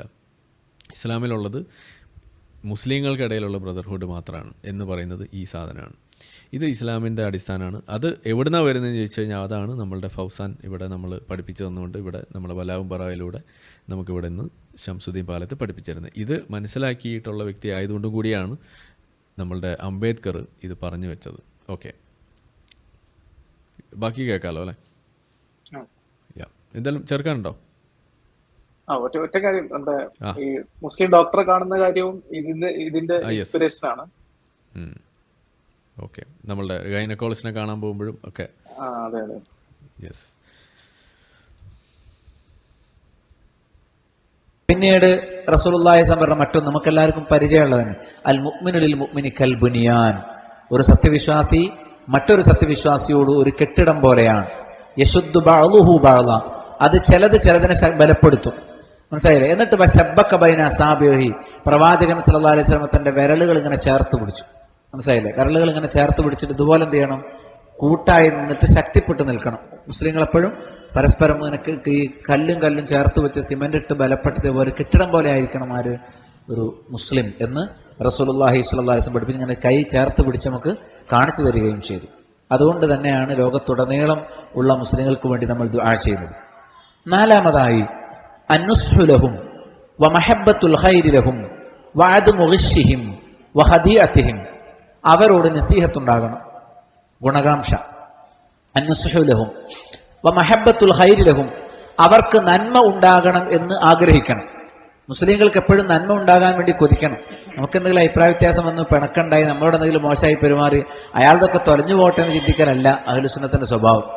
അത് വ്യക്തിപരമായൊരു ദൂഷ്യം കൊണ്ട് ചിലപ്പോൾ നമുക്ക് അനിഷ്ടകരമായ എന്തെങ്കിലും പ്രവർത്തനം നമ്മുടെ സഹോദരൻ ഉണ്ടായേക്കാം. പക്ഷെ അയാൾക്ക് ഹൈറുണ്ടാകും നമ്മൾ ഒരിക്കലും ചെയ്യാൻ പാടില്ല, തടയാനും പാടില്ല, ഷർറുണ്ടാകണമെന്ന് ചിന്തിക്കാനും പാടില്ല. അപ്പം ഗുണകാംക്ഷ, എല്ലാ മുസ്ലിങ്ങളോടും ഗുണകാംക്ഷയായിരിക്കണം. അവർക്ക് ഹൈറുണ്ടാകാൻ വേണ്ടി ഇഷ്ടപ്പെടണം. അതേപോലെ അവരെ ചതിക്കാതിരിക്കണം. വഅദ്മു ഗിശ്ശിഹിം വഹദിയതിഹിം, അവരെ വഞ്ചിക്കാതിരിക്കണം. ചതി മുസ്ലിമിനെ ഒരു കാരണവശാലും വഞ്ചിക്കാൻ വേണ്ടി, ഇങ്ങോട്ട് വഞ്ചിച്ചാലും തിരിച്ചും ചെയ്യാൻ പാടില്ല, വഞ്ചന പാടില്ല. മനസ്സിലായില്ലേ? മൻ ഗശ്ശ ഫലൈസ മിന്നാ, ആരെങ്കിലും ചതി കാണിച്ചാൽ അവൻ നമ്മിൽപ്പെട്ടവനല്ല എന്ന് റസൂലുള്ളാഹി സ്വല്ലല്ലാഹു അലൈഹി വസല്ലം പറഞ്ഞു. ധാരാളം നിർദ്ദേശങ്ങൾ നമ്മൾ ഈ വിഷയത്തിൽ പഠിച്ചിട്ടുണ്ട്. ഇതൊക്കെ മുസ്ലിമിനോട് മാത്രമാണ് കേട്ടോ, ഇത് കാഫിറിനോടല്ല. ചതിയുടെ കാര്യമൊക്കെ നിങ്ങൾ ചരിത്രം എടുത്ത് വായിച്ചു നോക്കാം. ഞാൻ അടുത്ത വീഡിയോ പ്ലാൻ ചെയ്തിട്ടുള്ളത് അതുമായി ബന്ധപ്പെട്ടിട്ടുള്ള കാര്യമാണ്. അപ്പോ ചതിയൊക്കെ മറ്റു മതങ്ങളോടാണെങ്കിൽ ചതി കാണിക്കാം. ചതിച്ച് കൊന്നതിന്റെ കഥകളുണ്ടല്ലോ. ഇപ്പോൾ നമ്മളുടെ കാബ് ബിൻ അഷ്റഫിന്റെ കഥ നമ്മളെപ്പോഴും പറയാറുണ്ട്. ഓക്കെ, അതുപോലെ പല ആളുകളുടെയും വിഷയങ്ങൾ നമ്മൾ പറയാറുണ്ട്. ചതി ഇസ്ലാമിന് വേണ്ടിയാണെന്നുണ്ടെങ്കിൽ അത് പറ്റും. നുണ ഇസ്ലാം വളർത്താൻ വേണ്ടി, അതായത് വാർ ഈസ് ഡിസീറ്റ് എന്ന് തന്നെയാണ് ഇസ്ലാം പഠിപ്പിക്കുന്നത്. ചതി പറ്റും, യുദ്ധത്തിൽ അത് പറ്റുമെന്ന് തന്നെയാണ് ഇസ്ലാമിന് വേണ്ടിയാകുമ്പോൾ. അപ്പോൾ ഇവിടെ ഈ പറയുന്ന ചതി പാടില്ല, വഞ്ചന പാടില്ല എന്നൊക്കെ ഇവിടെ ഈ പറഞ്ഞുകൊണ്ടിരിക്കണം, അത് മുസ്ലിമിനോട് പാടില്ല എന്നാണ്. ചില ആളുകൾ കമൻ്റ് ഇട്ട് മെഴുകാറുണ്ട്, ഇസ്ലാം എന്തുകൊണ്ട് എന്നും പറഞ്ഞിട്ട് ഒരു 100 കാരണം എന്ന് പറഞ്ഞിട്ട് ഇങ്ങനെ 5, 8, 10 എന്നൊക്കെ പറഞ്ഞിങ്ങനെ തുരുതുര കമൻറ്റുകളാണ്. അതിലെഴുതിയിരിക്കുന്ന ഓരോ കാര്യങ്ങൾ എടുത്ത് വെച്ച് കഴിഞ്ഞാൽ അതിലൊന്നും ആ മുസ്ലിമിനോടില്ല, അടിമകളോടില്ല. അത് മുസ്ലിം വേഴ്സസ് മുസ്ലിം മാത്രമാണ് അവിടെ വരുന്നത് എന്ന് ഒന്ന് ഓർക്കണം, നല്ലതാണ് സാന്ദർഭികമായിട്ടൊന്ന് പറയാണ്.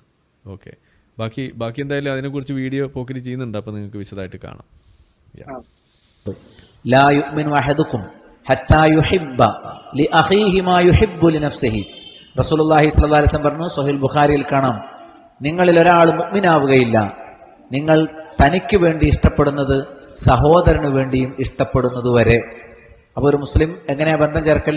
നമുക്ക് വേണ്ടി ഇഷ്ടപ്പെടുന്ന നമ്മൾ നമ്മുടെ സഹോദരന് വേണ്ടി ചെയ്യണം, ഇഷ്ടപ്പെടണം എന്നുള്ള കാര്യമാണ് ആ വിഷയത്തിൽ പഠിപ്പിച്ചിരിക്കുന്നത്. അത് നമ്മൾ ശരിക്കും ഉൾക്കൊള്ളുകയും മനസ്സിരുത്തുകയും വേണം. ഇനി റസൂലുള്ളാഹി സ്വല്ലല്ലാഹു അലൈഹി വസല്ലം പറഞ്ഞു, അബൂ ഹുറൈറ റളിയല്ലാഹു അൻഹു ധരിക്കുന്നു സ്വഹീഹ് മുസ്ലിമിൽ, ഖാല റസൂലുള്ളാഹി സ്വല്ലല്ലാഹു അലൈഹി വസല്ലം ലാ തഹാസദു വലാ തനാജസു വലാ തബാഗളു വലാ തദാബറു. നിങ്ങൾ പരസ്പരം അസൂയ കാണിക്കരുത്. മുസ്ലിങ്ങൾ പരസ്പരം എന്ത് ചെയ്യാൻ പാടില്ല? അസൂയ ഉണ്ടാകാൻ പാടില്ല. അതുപോലെ വില ഏറ്റി പറയാൻ പാടില്ല. കച്ചവടത്തിൽ ഒരാൾ വില പറയുമ്പോൾ അയാൾക്ക് സാധനം പിടിച്ചെടുക്കാൻ വേണ്ടി എന്ത് ചെയ്യാം? പൈസ ഉള്ള ആൾക്കാർ വില കൂട്ടി പറയാം. അങ്ങനെ ഒരാൾ കച്ചവടം ചെയ്യുന്ന ഇടയിൽ കയറിയിട്ട് മറ്റേ എന്ത് ചെയ്യാൻ പാടില്ല? വില ഏറ്റി പറഞ്ഞ് കച്ചവടം ചെയ്യാൻ പാടില്ല. പരസ്പരം വിദ്വേഷം വെച്ച് പുലർത്താൻ പാടില്ല.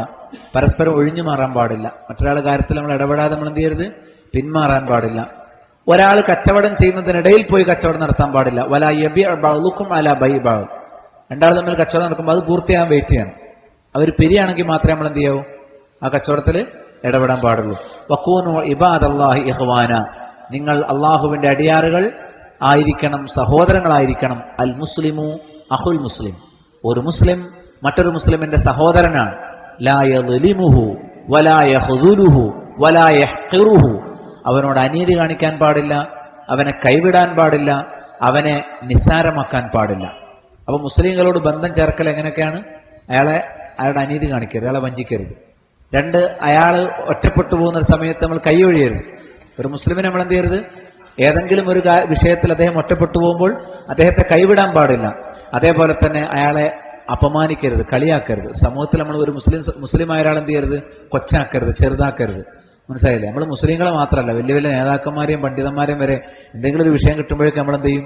നമ്മൾ അവരെ വളരെ പരിഹസിക്കും, കളിയാക്കും, ഒറ്റപ്പെടുത്തും, വിചാരണ നടത്തുകയൊക്കെ ചെയ്യും. സാധാരണക്കാരായ ആളുകൾ ഒരിക്കലും അങ്ങനെ ചെയ്യാൻ പാടില്ല. പരസ്പരം ആക്ഷേപിക്കാൻ പാടില്ല. എന്നിട്ട് റസൂൽ പറഞ്ഞു, അത്തഖ്വാ ഹാഹുന, തഖ്വ ഇവിടെയാണ്.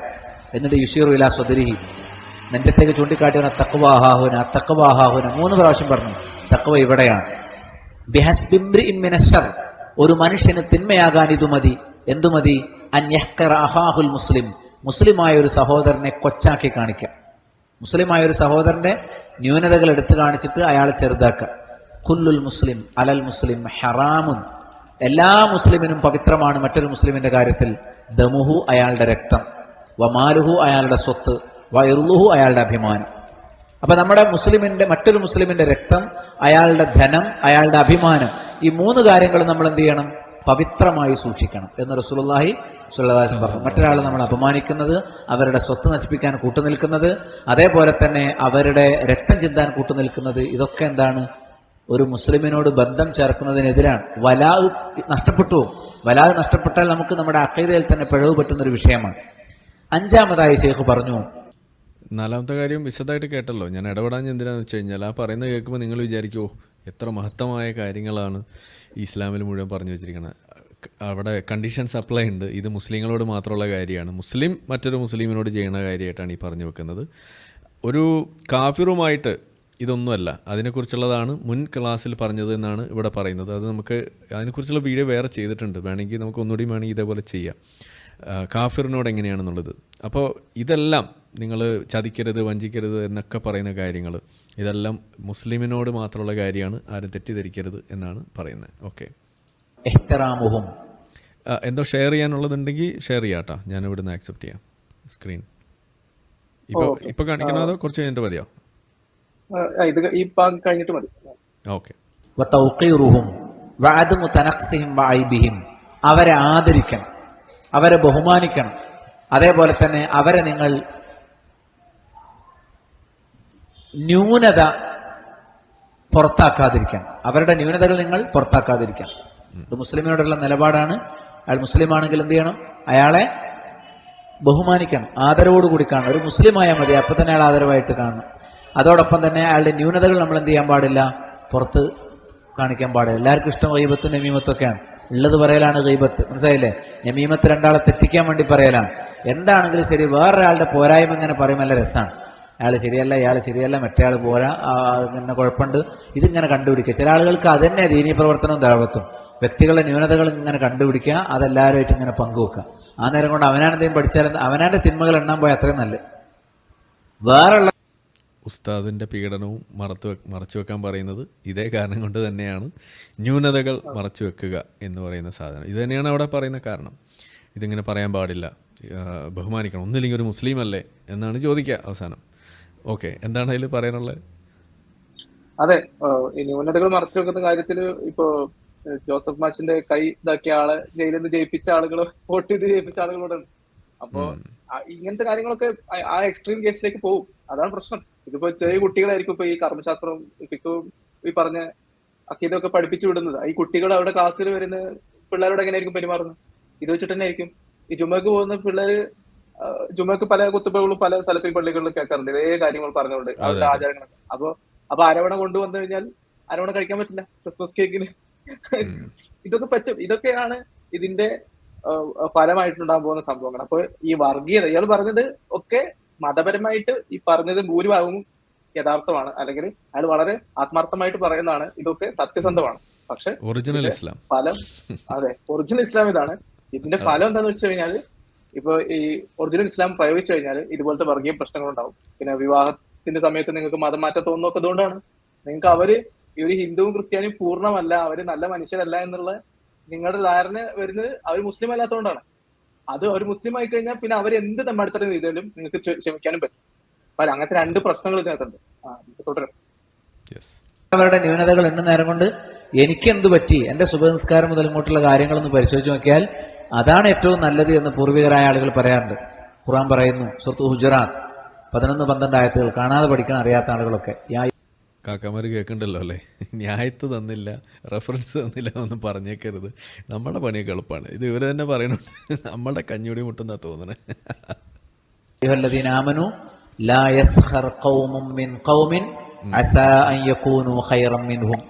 ഓ വിശ്വാസികളെ, ഒരു ജനത മറ്റൊരു ജനതയെ കളിയാക്കാൻ പാടില്ല.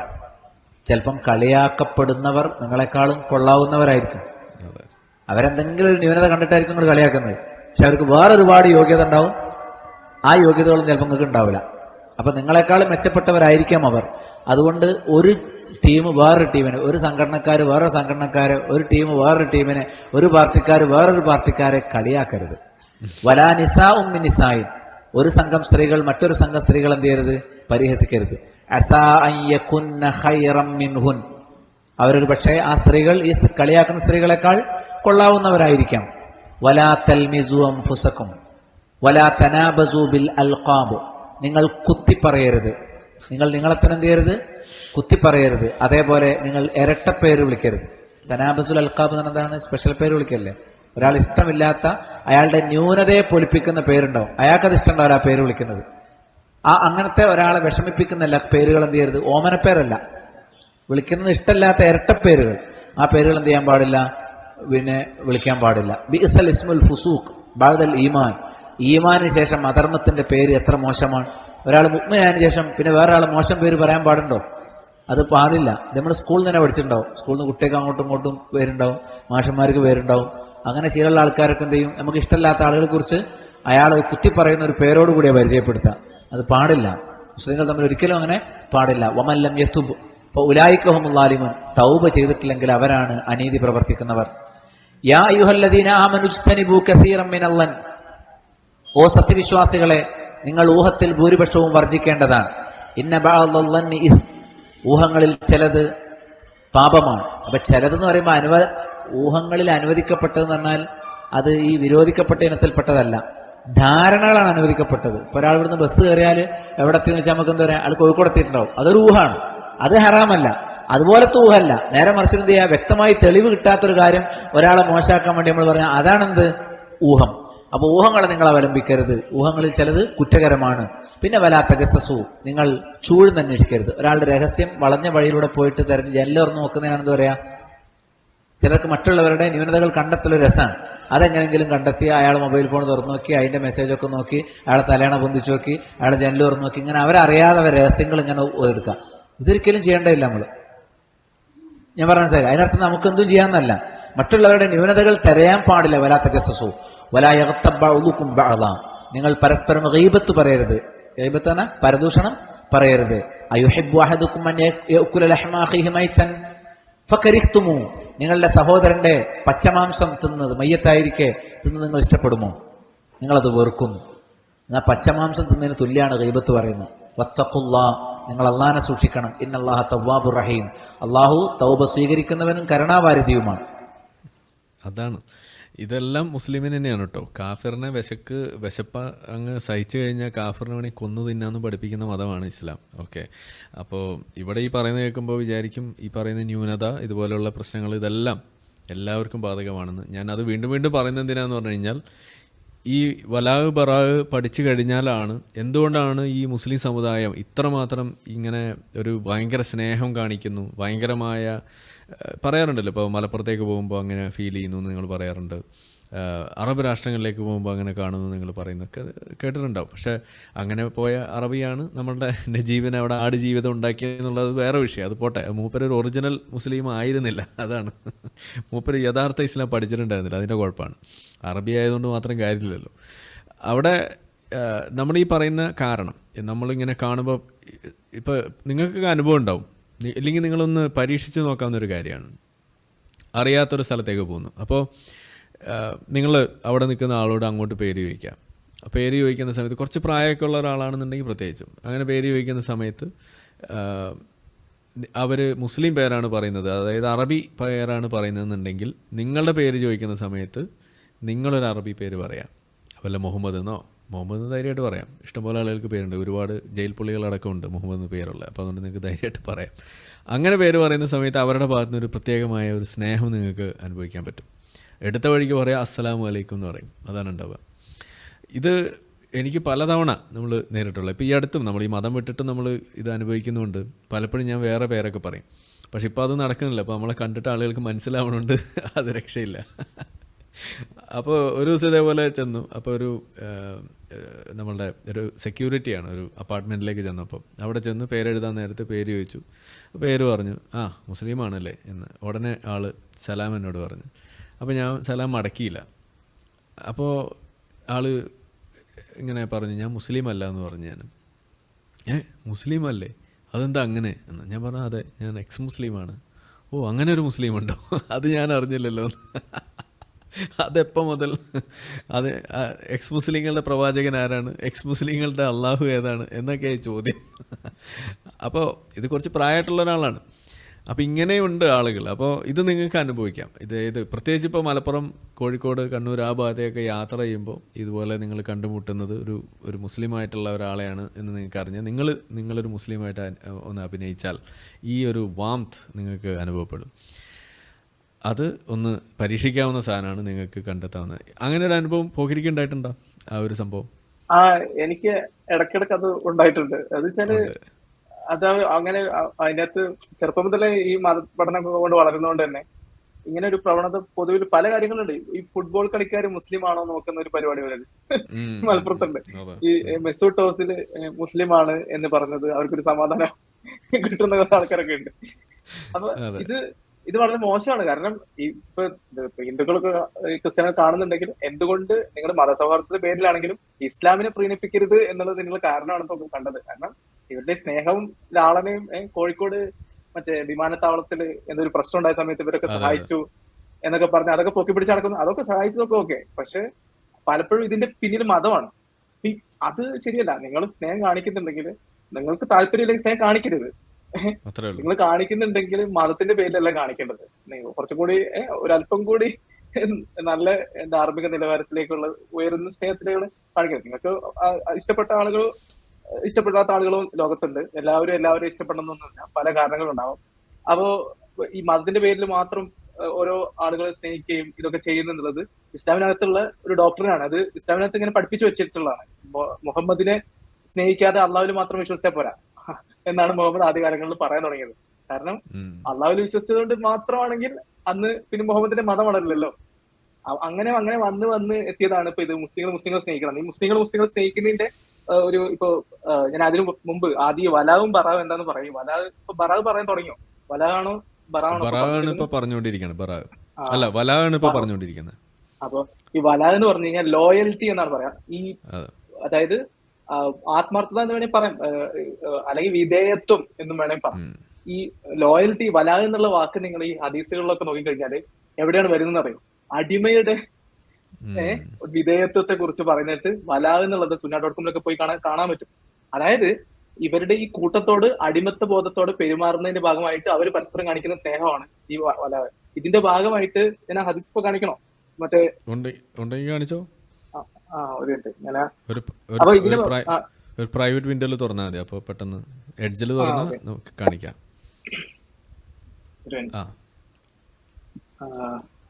അപ്പോ ഈ മുഹമ്മദ് ആദ്യ കാലഘട്ടം ഇതിന് പിന്നിലുള്ള പ്രേരണ എന്താന്ന് വെച്ച് കഴിഞ്ഞാൽ, മുഹമ്മദ് ഈ മക്കയിൽ നിന്ന് മദീനയിലേക്ക് വന്നു. മദീനയിലേക്ക് വന്ന സമയത്ത് മുഹമ്മദിന് ആളുകളെ വേണം, ആളുകളെ കൂടെ നിർത്തണം.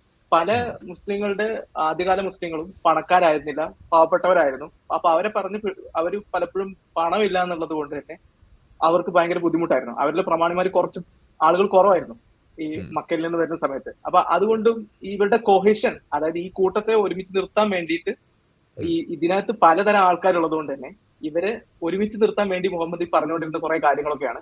അപ്പൊ അതിന്റെ കൂട്ടത്തില് മുസ്ലിങ്ങൾ സ്നേഹിക്കണം. മുസ്ലിങ്ങൾ സ്നേഹിച്ചാൽ മാത്രം പോരാ, അള്ളാഹുവിനെയും മുഹമ്മദിനെയും സ്നേഹിക്കണം. അള്ളാഹുവിനെ മാത്രം സ്നേഹിച്ചിട്ടും കാര്യമില്ല, മുഹമ്മദിനെ സ്നേഹിക്കണം. അങ്ങനെയൊക്കെ സ്നേഹിച്ചാൽ മാത്രമേ ഇത് പറ്റുള്ളൂ എന്ന് പറഞ്ഞിട്ടുണ്ട്. പിന്നെ ഈ ഇതുമായി ബന്ധപ്പെട്ടിട്ടുള്ള ഒരു ഹദീസ് ഞാൻ പ്രസന്റ് ചെയ്യാൻ നോക്കാം. ഒരു മിനിറ്റ്. ഇത് ഇവിടെ പോയി.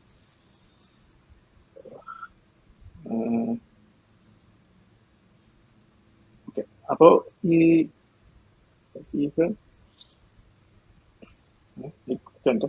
ക്രോമിന്റെ ഒരു വിൻഡോ കാണാനില്ല. ഇവിടെ ഞാന് ഇതിന്റെ ഞാൻ പ്രസന്റ് ചെയ്യാം. ഈ സ്ക്രീൻ ഓക്കെ.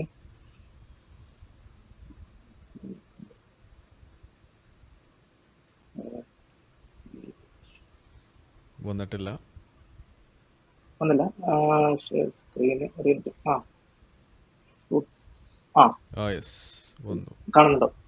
ഇതിപ്പോ ഒരു ഹദീസാണ്. ഈ സ്നേഹം മൂത്ത് ഭ്രാന്തായി ഒരവസ്ഥ വന്നിട്ട്, അത് ഞാൻ നേരത്തെ പറഞ്ഞ പോലെ പ്രേരണ എന്നുള്ളത് ഈ കൂട്ടത്തെ ഒരുമിച്ച് നിർത്തുക എന്നുള്ളത് മുഹമ്മദിന്റെ ആവശ്യമായിരുന്നു. ഇപ്പൊ ഇയാള് 2024 കൊണ്ട് ഇത് പറഞ്ഞിട്ടുണ്ടെങ്കിലും ആ കാലഘട്ടത്തിൽ പല സാഹചര്യങ്ങളിൽ മുഹമ്മദ് എടുത്ത തീരുമാനങ്ങളാണ് പിന്നീട് മതത്തിലെ നിയമങ്ങളായി മാറിയത്. അതുകൊണ്ട് തന്നെ ആദ്യ കാലഘട്ടത്തിൽ മക്കയിൽ നിന്ന് മദീനയിലേക്ക് വന്ന സമയത്ത് ഇവരൊക്കെ കൂടെ നിർത്താൻ വേണ്ടി മുഹമ്മദ് പറഞ്ഞിട്ടുള്ള കാര്യമാണ് ഈ സ്നേഹിക്കണം. കാരണം ഇവർ പരസ്പരം സ്നേഹിച്ചിട്ടില്ലെങ്കിൽ ഇവരുടെ ഇടയിലുള്ള ഈ വിഭാഗീയത മുഹമ്മദിന് മതത്തെ തകർക്കും, മുഹമ്മദിന് അദ്ദേഹത്തിന്റെ ലക്ഷ്യത്തിലേക്ക് എത്താൻ പറ്റില്ല. അങ്ങനെ സംഭവിച്ചതാണ്. അല്ലാതെ ഇതിന്റെ പുറകിൽ ഒരുപക്ഷെ സ്നേഹം പോലും അല്ല പ്രേരണ എന്നുള്ളതാണ്. പക്ഷെ ഇന്ന് ഈ മതം എടുത്ത് അപ്ലൈ ചെയ്യുമ്പോൾ നിങ്ങൾക്ക് അങ്ങനെ തോന്നും. ഇനി ഇത് ഒന്ന് ആലോചിച്ച് നോക്കാം, ഭയങ്കര കോമഡിയാണ്. ഈ മുഹമ്മദിനോടുള്ള ഈ വിധേയത്വവും സ്നേഹവും കാരണം ഈ ആളുകൾക്ക് സംഭവിച്ചിട്ടുള്ള ഓരോ മണ്ടത്തരങ്ങളാണ്. അതായത് മുഹമ്മദ് തിന്ന സാധനങ്ങളൊക്കെ കണ്ടിട്ട് അത് ഇവർ ഇഷ്ടപ്പെടാൻ തുടങ്ങി. അതായത് മത്തങ്ങയുടെ സൂപ്പ് മുഹമ്മദ് കഴിച്ചത് കണ്ടിട്ട് പിന്നീട് അങ്ങോട്ട് അവർ മത്തങ്ങ ഇഷ്ടപ്പെടാൻ തുടങ്ങി. ഇതുപോലെ വേറെ ഒരു ഹദീസ് ഉണ്ട്. അതെന്താന്ന് വെച്ച് കഴിഞ്ഞാൽ അതും ഞാൻ പെട്ടെന്ന് കാണിക്കാം. ഈ മുഹമ്മദിന്റെ ഈ സ്നേഹത്തെ കുറിച്ച് പറയുന്നുണ്ടല്ലോ, അതും ഞാൻ കാണിക്കാം. ഇത് കാണുന്നുണ്ടോ? അതെ. ഈ അത് അടുത്ത ഹദീസാണ്. അത് ഞാൻ അടുത്തിട്ട് കാണിക്കും. ഇപ്പൊ ഈ ഒരു സ്ക്രീൻ കാണുന്നില്ലേ? ഞാനിപ്പോ പുതിയ കാണിക്കുന്ന ഹദീസാണ്. കാണുന്നുണ്ടോ? അപ്പൊ ഈ ഹദീസിൽ എന്താണ് പറയുന്നത് വെച്ചാൽ, ഇത് പൂർണ്ണമായിട്ട് വായിക്കുന്നില്ല, മലയാളത്തിൽ അത് അങ്ങ് പറയാം. സഹിയാണ്. താഴെ റെഫറൻസ് ഉണ്ടെങ്കിൽ ഇപ്പൊ ആർക്കെങ്കിലും വേണമെങ്കിൽ. Sayyid Bukhari 3688, book 62, in book reference hadith 30. ഇതിനകത്ത് പറയുന്നത് അന്ത്യനാള് എപ്പോഴാണ് ഉണ്ടാവുക എന്നുള്ളതാണ് ചോദിക്കുന്നത്. അതായത് അത് ഇടക്കിടക്ക് അവര് ചോദിച്ചുകൊണ്ടിരുന്നതാണ്. അപ്പൊ മുഹമ്മദ് അതിന് ഉത്തരമല്ല പറയും. മുഹമ്മദ് പലപ്പോഴും തറുതലയാണല്ലോ പറയാം, വേറെ എന്തൊക്കെ കാര്യമാണ് മറുപടി ആയിട്ട് പറയും. എന്നിട്ട് പറയാണ്, ഓക്കെ അന്ത്യനാൾ എപ്പോഴാണ് ഉണ്ടാകുന്നത് അവിടെ നിൽക്കട്ടെ, നീ അതിനുവേണ്ടി എന്തൊക്കെ തയ്യാറെടുപ്പുകൾ എടുത്തിട്ടുണ്ടെന്ന് ചോദിക്കും. അപ്പൊ അയാൾ പറയുന്നു, ഇല്ല ഒന്നുമില്ല, ഞാൻ അള്ളാഹുവിനെയും അവന്റെ റസൂലിനെയും അവന്റെ ദൂതനെയും സ്നേഹിക്കുന്നു എന്ന് പറയുന്നു. അങ്ങനെയാണെങ്കിൽ നീ ഞങ്ങളുടെ കൂടെ സ്വർഗത്തിലുണ്ടാവും. അതായത് അള്ളാഹുവിന്റെയും മുഹമ്മദിന്റെ കൂടെ സ്വർഗത്തിൽ അവരുണ്ടാവും എന്നാണ് പറയുന്നത്. ഈ ഇതുമായി ബന്ധപ്പെട്ടിട്ട് പിന്നീട് പറയുന്ന കാര്യം, ഈ മുഹമ്മദിനെ അള്ളാഹുവിനെയും മാത്രമല്ല പിന്നീട് ഈ അടുത്ത ഖലീഫമാരായിട്ടുള്ള ഉമറിനെയും അബൂബക്കറിനെയും കൂടി ഇയാൾ സ്നേഹിച്ചു എന്ന്. കാരണം വെറുതെ കടന്നോട്ടെ ചോദിച്ചിട്ട് ഇനിയിപ്പോ അതിന്റെ ഒരു കുറവ് വേണ്ടല്ലോ. കാരണം ഇവിടെ നോക്കുക, നിങ്ങൾ അവസാനം പറയുന്ന ഈ വാചകങ്ങൾ നോക്കുക. ഇപ്പൊ ഇതിപ്പോ വിഷയം കുറച്ച് ടാൻജൻഷ്യൽ ആണ്. കാരണം ഇന്ന് ഇത് പ്രശ്നം വെച്ചാൽ വീണ്ടും അന്നത്തെ ആ കോണ്ടെക്സ്റ്റും ഇന്ന് ഈ ശംസുദ്ദീൻ പാലത്ത് പറയുന്ന കോണ്ടെക്സ്റ്റും വ്യത്യാസമാണ്. നമ്മുടെ കാലഘട്ടത്തിന്റെ മാറ്റം കൊണ്ടും മുഹമ്മദ് എന്ത് അടിസ്ഥാനത്തിലാണ് ആദ്യം ഇത് പറഞ്ഞതുകൊണ്ട് നിങ്ങൾക്ക് കൊണ്ട് കുറെ കൺഫ്യൂഷൻ ആണ്. എന്തായാലും അവസാനം നോക്കുക, ഇവിടെ മുഹമ്മദിനെയും അള്ളാഹുവിനെയും സ്നേഹിക്കാൻ പറഞ്ഞ് ഈ ഉമറിലും അബൂബക്കറിലും വരെ സ്നേഹമെത്തി. അത് എന്തിനാണ് ഇയാൾ ചെയ്യുന്നത് നോക്കുക. ഇത് വളരെ ഭൗതികമായിട്ടുള്ള താല്പര്യം കൊണ്ടാണ് ഇയാൾ ചെയ്യുന്നത്. ഇയാൾ പറയുന്നത്, therefore I love the prophet Abu Bakr and Umar and I hope that I will be with them because of my love for them, though my deeds are not similar to theirs. അവരുടെ അത്ര നന്മ ഞാൻ ചെയ്തില്ലെങ്കിലും അവരെ ഞാൻ സ്നേഹിച്ചുകൊണ്ട് ഞാൻ സ്വർഗത്തിൽ അവരുടെ കൂടെ ആകുമെന്ന്. അതായത് അയാൾക്ക് സ്വാർത്ഥമായിട്ട് സ്വർഗത്തിലെത്താനുള്ള താല്പര്യം കൊണ്ടാണ് ഇവരെ സ്നേഹിക്കുന്നതെന്നും, അതായത് കൈക്കൂലിയാണ് ഈ സ്നേഹം എന്നാണ് അവർ പറയുന്നത്. എന്ത് മതത്തിലെ ഏറ്റവും വലിയ നേതാവായിട്ടുള്ള മുഹമ്മദിനോടും ഈ അള്ളാഹുവിനോടും ഉള്ള സ്നേഹം പോലും അവർക്ക് ശരിക്കും അവരുടെ സ്വാർത്ഥമായ താല്പര്യം നേടിയെടുക്കുന്നതാണ്. ഞാൻ ഒറ്റ ഹദീസ് കൂടി പറഞ്ഞിട്ട് നമുക്കത് തുടരാം. ഇത് ആണ് ഈ ഹദീസിൽ നേരിട്ടിട്ട് ഇപ്പൊ നമ്മൾ പറയുന്ന, ഇപ്പൊ ഞാൻ നേരത്തെ രണ്ട് പറഞ്ഞ വിഷയങ്ങളും ഇതിന്റെ ലാറ്ററൽ ആയിട്ടുള്ള വിഷയങ്ങളാണെങ്കിൽ നേരിട്ട് നമ്മളിപ്പോ പറഞ്ഞല്ലോ മുസ്ലിങ്ങളും സ്നേഹിക്കണം എന്ന് പറഞ്ഞിട്ടുള്ള അതുമായി ബന്ധപ്പെട്ടിട്ടുള്ള ഒരു ഹദീസാണ്. അപ്പോ ഈ okay, Mujahid said, one of the companions of the Prophet, may Allah bless him and grant him peace, met me and took hold of my shoulder from behind. ഇപ്പൊ മുഹമ്മദിന്റെ കൂടെയുള്ള ഒരാള് എന്റെ പിന്നിൽ നിന്ന് എന്റെ തോളത്ത് കൈവച്ചിട്ട് പറഞ്ഞു, I love you എന്ന്. He said, I love you. And he went on to say, the one for whose sake I love you loves you. He continued, if it had not been the messenger of Allah, may Allah bless him and grant him peace, said, when a man has love for another man, he should tell him that he loves him. I would not have told you. അപ്പോ ഇവിടെ ഇത് എന്താ പറയാ, ഈ പരിഭാഷപ്പെടുത്തിയ comedy ആണെങ്കിൽ സംഭവത്രേ ഉള്ളൂ. മുഹമ്മദ് പറഞ്ഞിട്ടുണ്ട്, നിങ്ങൾ അള്ളാഹുവിനെയും റസൂലിനെയും മുസ്ലിങ്ങളെയും സ്നേഹിക്കുന്ന സമയത്ത് മുസ്ലിമിനെ നമ്മൾ സ്നേഹിക്കുകയാണെങ്കിൽ അവന്റെ അടുത്ത് പോയിട്ട് നമ്മൾ ഐ ലവ് യു പറയണം അത്രേ. അതായത് നമ്മൾ ചുമ്മാ അങ്ങനെ ഇഷ്ടപ്പെട്ടാൽ മാത്രം പോരാ, മറ്റൊരു മുസ്ലിമിന്റെ അടുത്ത് പോയിട്ട് ഐ ലവ് യു ഇങ്ങനെ പറഞ്ഞോണ്ടിരിക്കണം.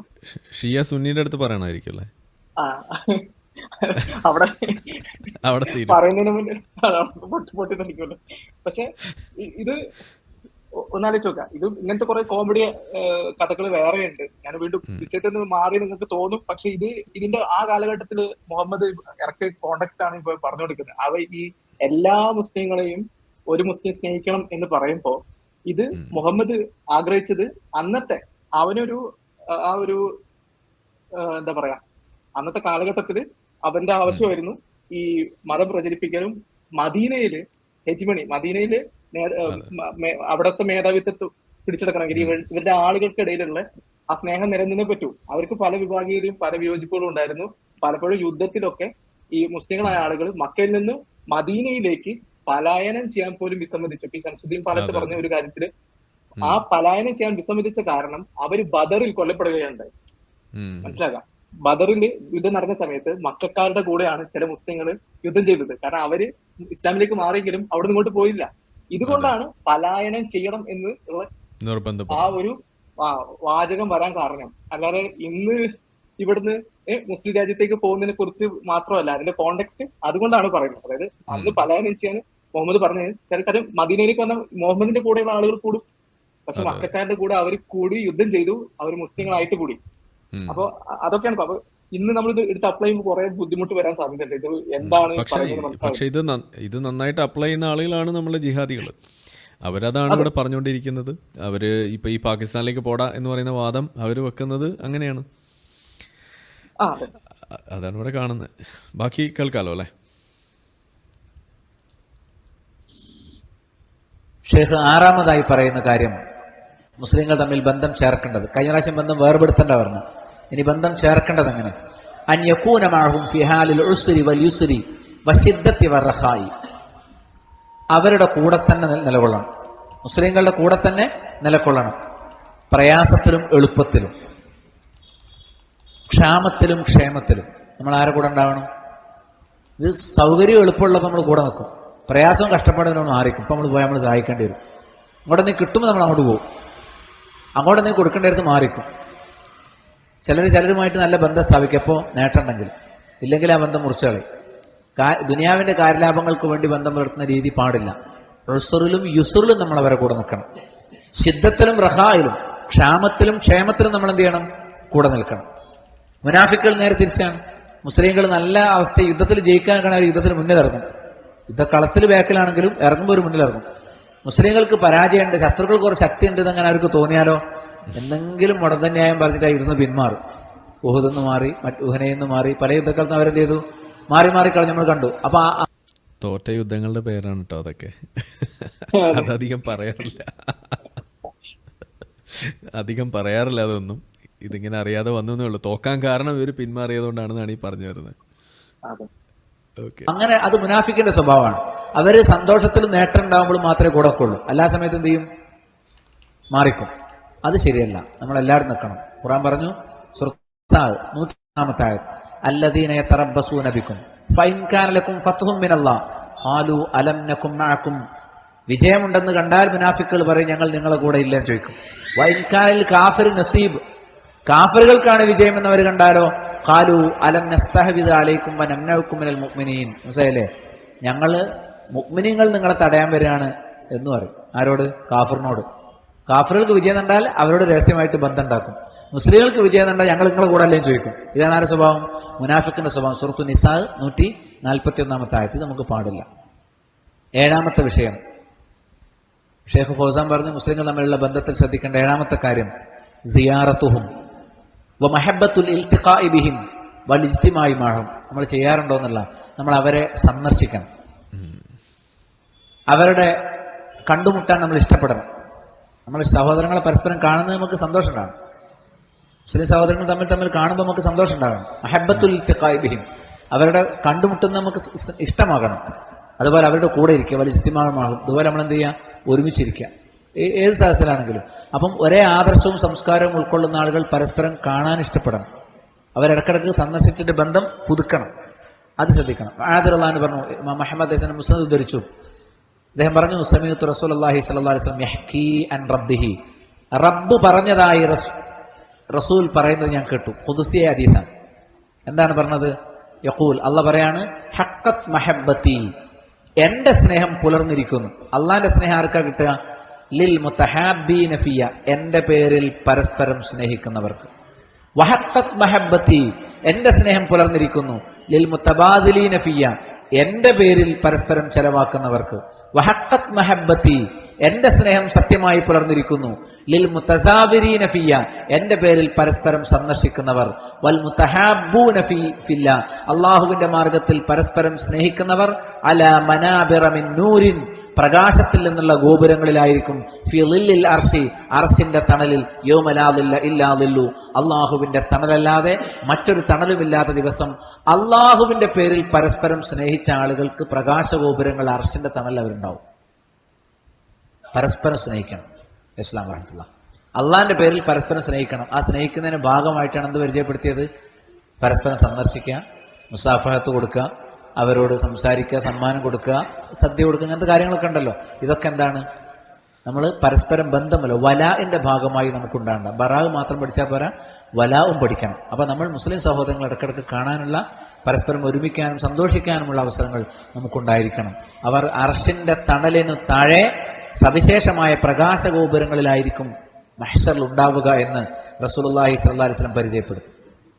സ്വഹീഹ് മുസ്ലിമിൽ കാണാം, അബൂ ഹുറൈറ റളിയല്ലാഹു അൻഹു പറഞ്ഞു, ഇവിടെ മറ്റേ കാര്യതകളും വറാവ് മാത്രം പോരാ, നമ്മൾ വലാവും വേണം എന്ന് പറയുമ്പോൾ നമ്മൾ മനസ്സിലാക്കേണ്ടത് ആരോടൊക്കെ ബന്ധം പാടില്ല എന്ന് മാത്രം പഠിച്ചാൽ പോരാ, ആരോടൊക്കെ ബന്ധം വേണമെന്നും നമ്മൾ പഠിക്കണം എന്ന് പറയുമ്പോൾ നമ്മൾ കഴിഞ്ഞ ക്ലാസ്സിൽ പഠിച്ചത് കാഫിറുകളുമായിട്ടൊരു ബന്ധവും പാടില്ല എന്നാണ്. എന്തൊക്കെ തരത്തിലുള്ള ബന്ധം മാത്രമേ പാടുള്ളൂ എന്നൊക്കെ നമ്മൾ പഠിച്ചു. ഇനി നമ്മൾ ആരോടൊക്കെ ബന്ധം വെക്കാം എന്നുള്ളത് കൃത്യമായിട്ട് പഠിക്കുന്നു. അതിനകത്ത് കാഫിറിൻ്റെ ആ ഭാഗം പറയുമ്പോൾ നമ്മൾ ശ്രദ്ധിക്കുക, അത് മുസ്ലിങ്ങളുമായിട്ടുള്ള ബന്ധമാണ് അവിടെ ഒരു പ്രയോറിറ്റി. അത് കഴിഞ്ഞിട്ടാണ് ബാക്കി വരുന്നുള്ളൂ. ഞാനത് ആവർത്തിക്കുന്നത് ഈ വിഷയത്തിൻ്റെ ഗൗരവം നിങ്ങൾക്ക് മനസ്സിലാവാൻ വേണ്ടിയിട്ട്. എന്തുകൊണ്ട് ഒരു എന്താണ് ഈ ഒരു ബിഗർ ഈവിളായിട്ട് ഇസ്ലാം വരുന്നു എന്ന് ചോദിച്ചു കഴിഞ്ഞാൽ ഇതൊക്കെ തന്നെയാണ് എന്നാണ് പറയുന്നത്. ഒരു ഇന്ത്യൻ സമൂഹത്തിന്, നമ്മളുടെ ഇന്നത്തെ ഒരു കോ എക്സിസ്റ്റൻസിന് വളരെ വലിയ ദോഷമാണ്. ഇതൊക്കെയാണ് മദ്രസകളിൽ ഇതിൻ്റെ ചില ഭാഗങ്ങൾ തന്നെയാണ് ഈ കാഫിറിന് സുഹൃത്തുക്കളാക്കരുത് എന്ന് പഠിപ്പിക്കുന്നത് അടക്കമുള്ള കാര്യങ്ങൾ വരുന്നത് അങ്ങനെയാണ് എന്നുകൂടി ഒന്ന് ഓർമ്മിപ്പിക്കുകയാണ്. എന്തെങ്കിലും പറയാനുണ്ടോ അതിൽ? ഇല്ല. പോക്കരി മദ്രസയിൽ പഠിച്ചിട്ടുള്ളപ്പോൾ ഈ കാഫിർ ആയിട്ടുള്ള ആളുകളെ കൂട്ടുകാരാക്കുന്നത് സംബന്ധിച്ചിട്ടുള്ള സാധനം കേട്ടിട്ടുണ്ടോ? അത് ഈ കുത്തുബകളില് ചില സമയങ്ങളില് അതെ ഇത് ആവർത്തിക്കും. ഈ മുജാഹിദ് പള്ളികളിൽ പ്രധാനപ്പെട്ട ഇതാണ് മറ്റ് മതങ്ങളുടെ ആചാരം മോശമാണെന്ന് ഇടയ്ക്കിടയ്ക്ക് ചരട് കെട്ടുക, അതൊക്കെ പറഞ്ഞുകൊണ്ടിരിക്കുന്നുണ്ട്. അപ്പൊ പക്ഷെ എന്നെ സംബന്ധിച്ചോളം എന്നെ അത് ജീവിതത്തിൽ ബാധിച്ചിട്ടുണ്ടോ എന്ന് വെച്ച് കഴിഞ്ഞാൽ ഇല്ല. കാരണം ഞാൻ അങ്ങനെ ഒന്നല്ല. അപ്പൊ കൂട്ടുകാരെ തെരഞ്ഞെടുക്കുമ്പോ അത് അങ്ങനെ സംഭവിക്കാറില്ല. തുണി പൊക്കി നോക്കിയിട്ടല്ല കൂട്ടുകാരെ തെരഞ്ഞെടുക്കാറ്.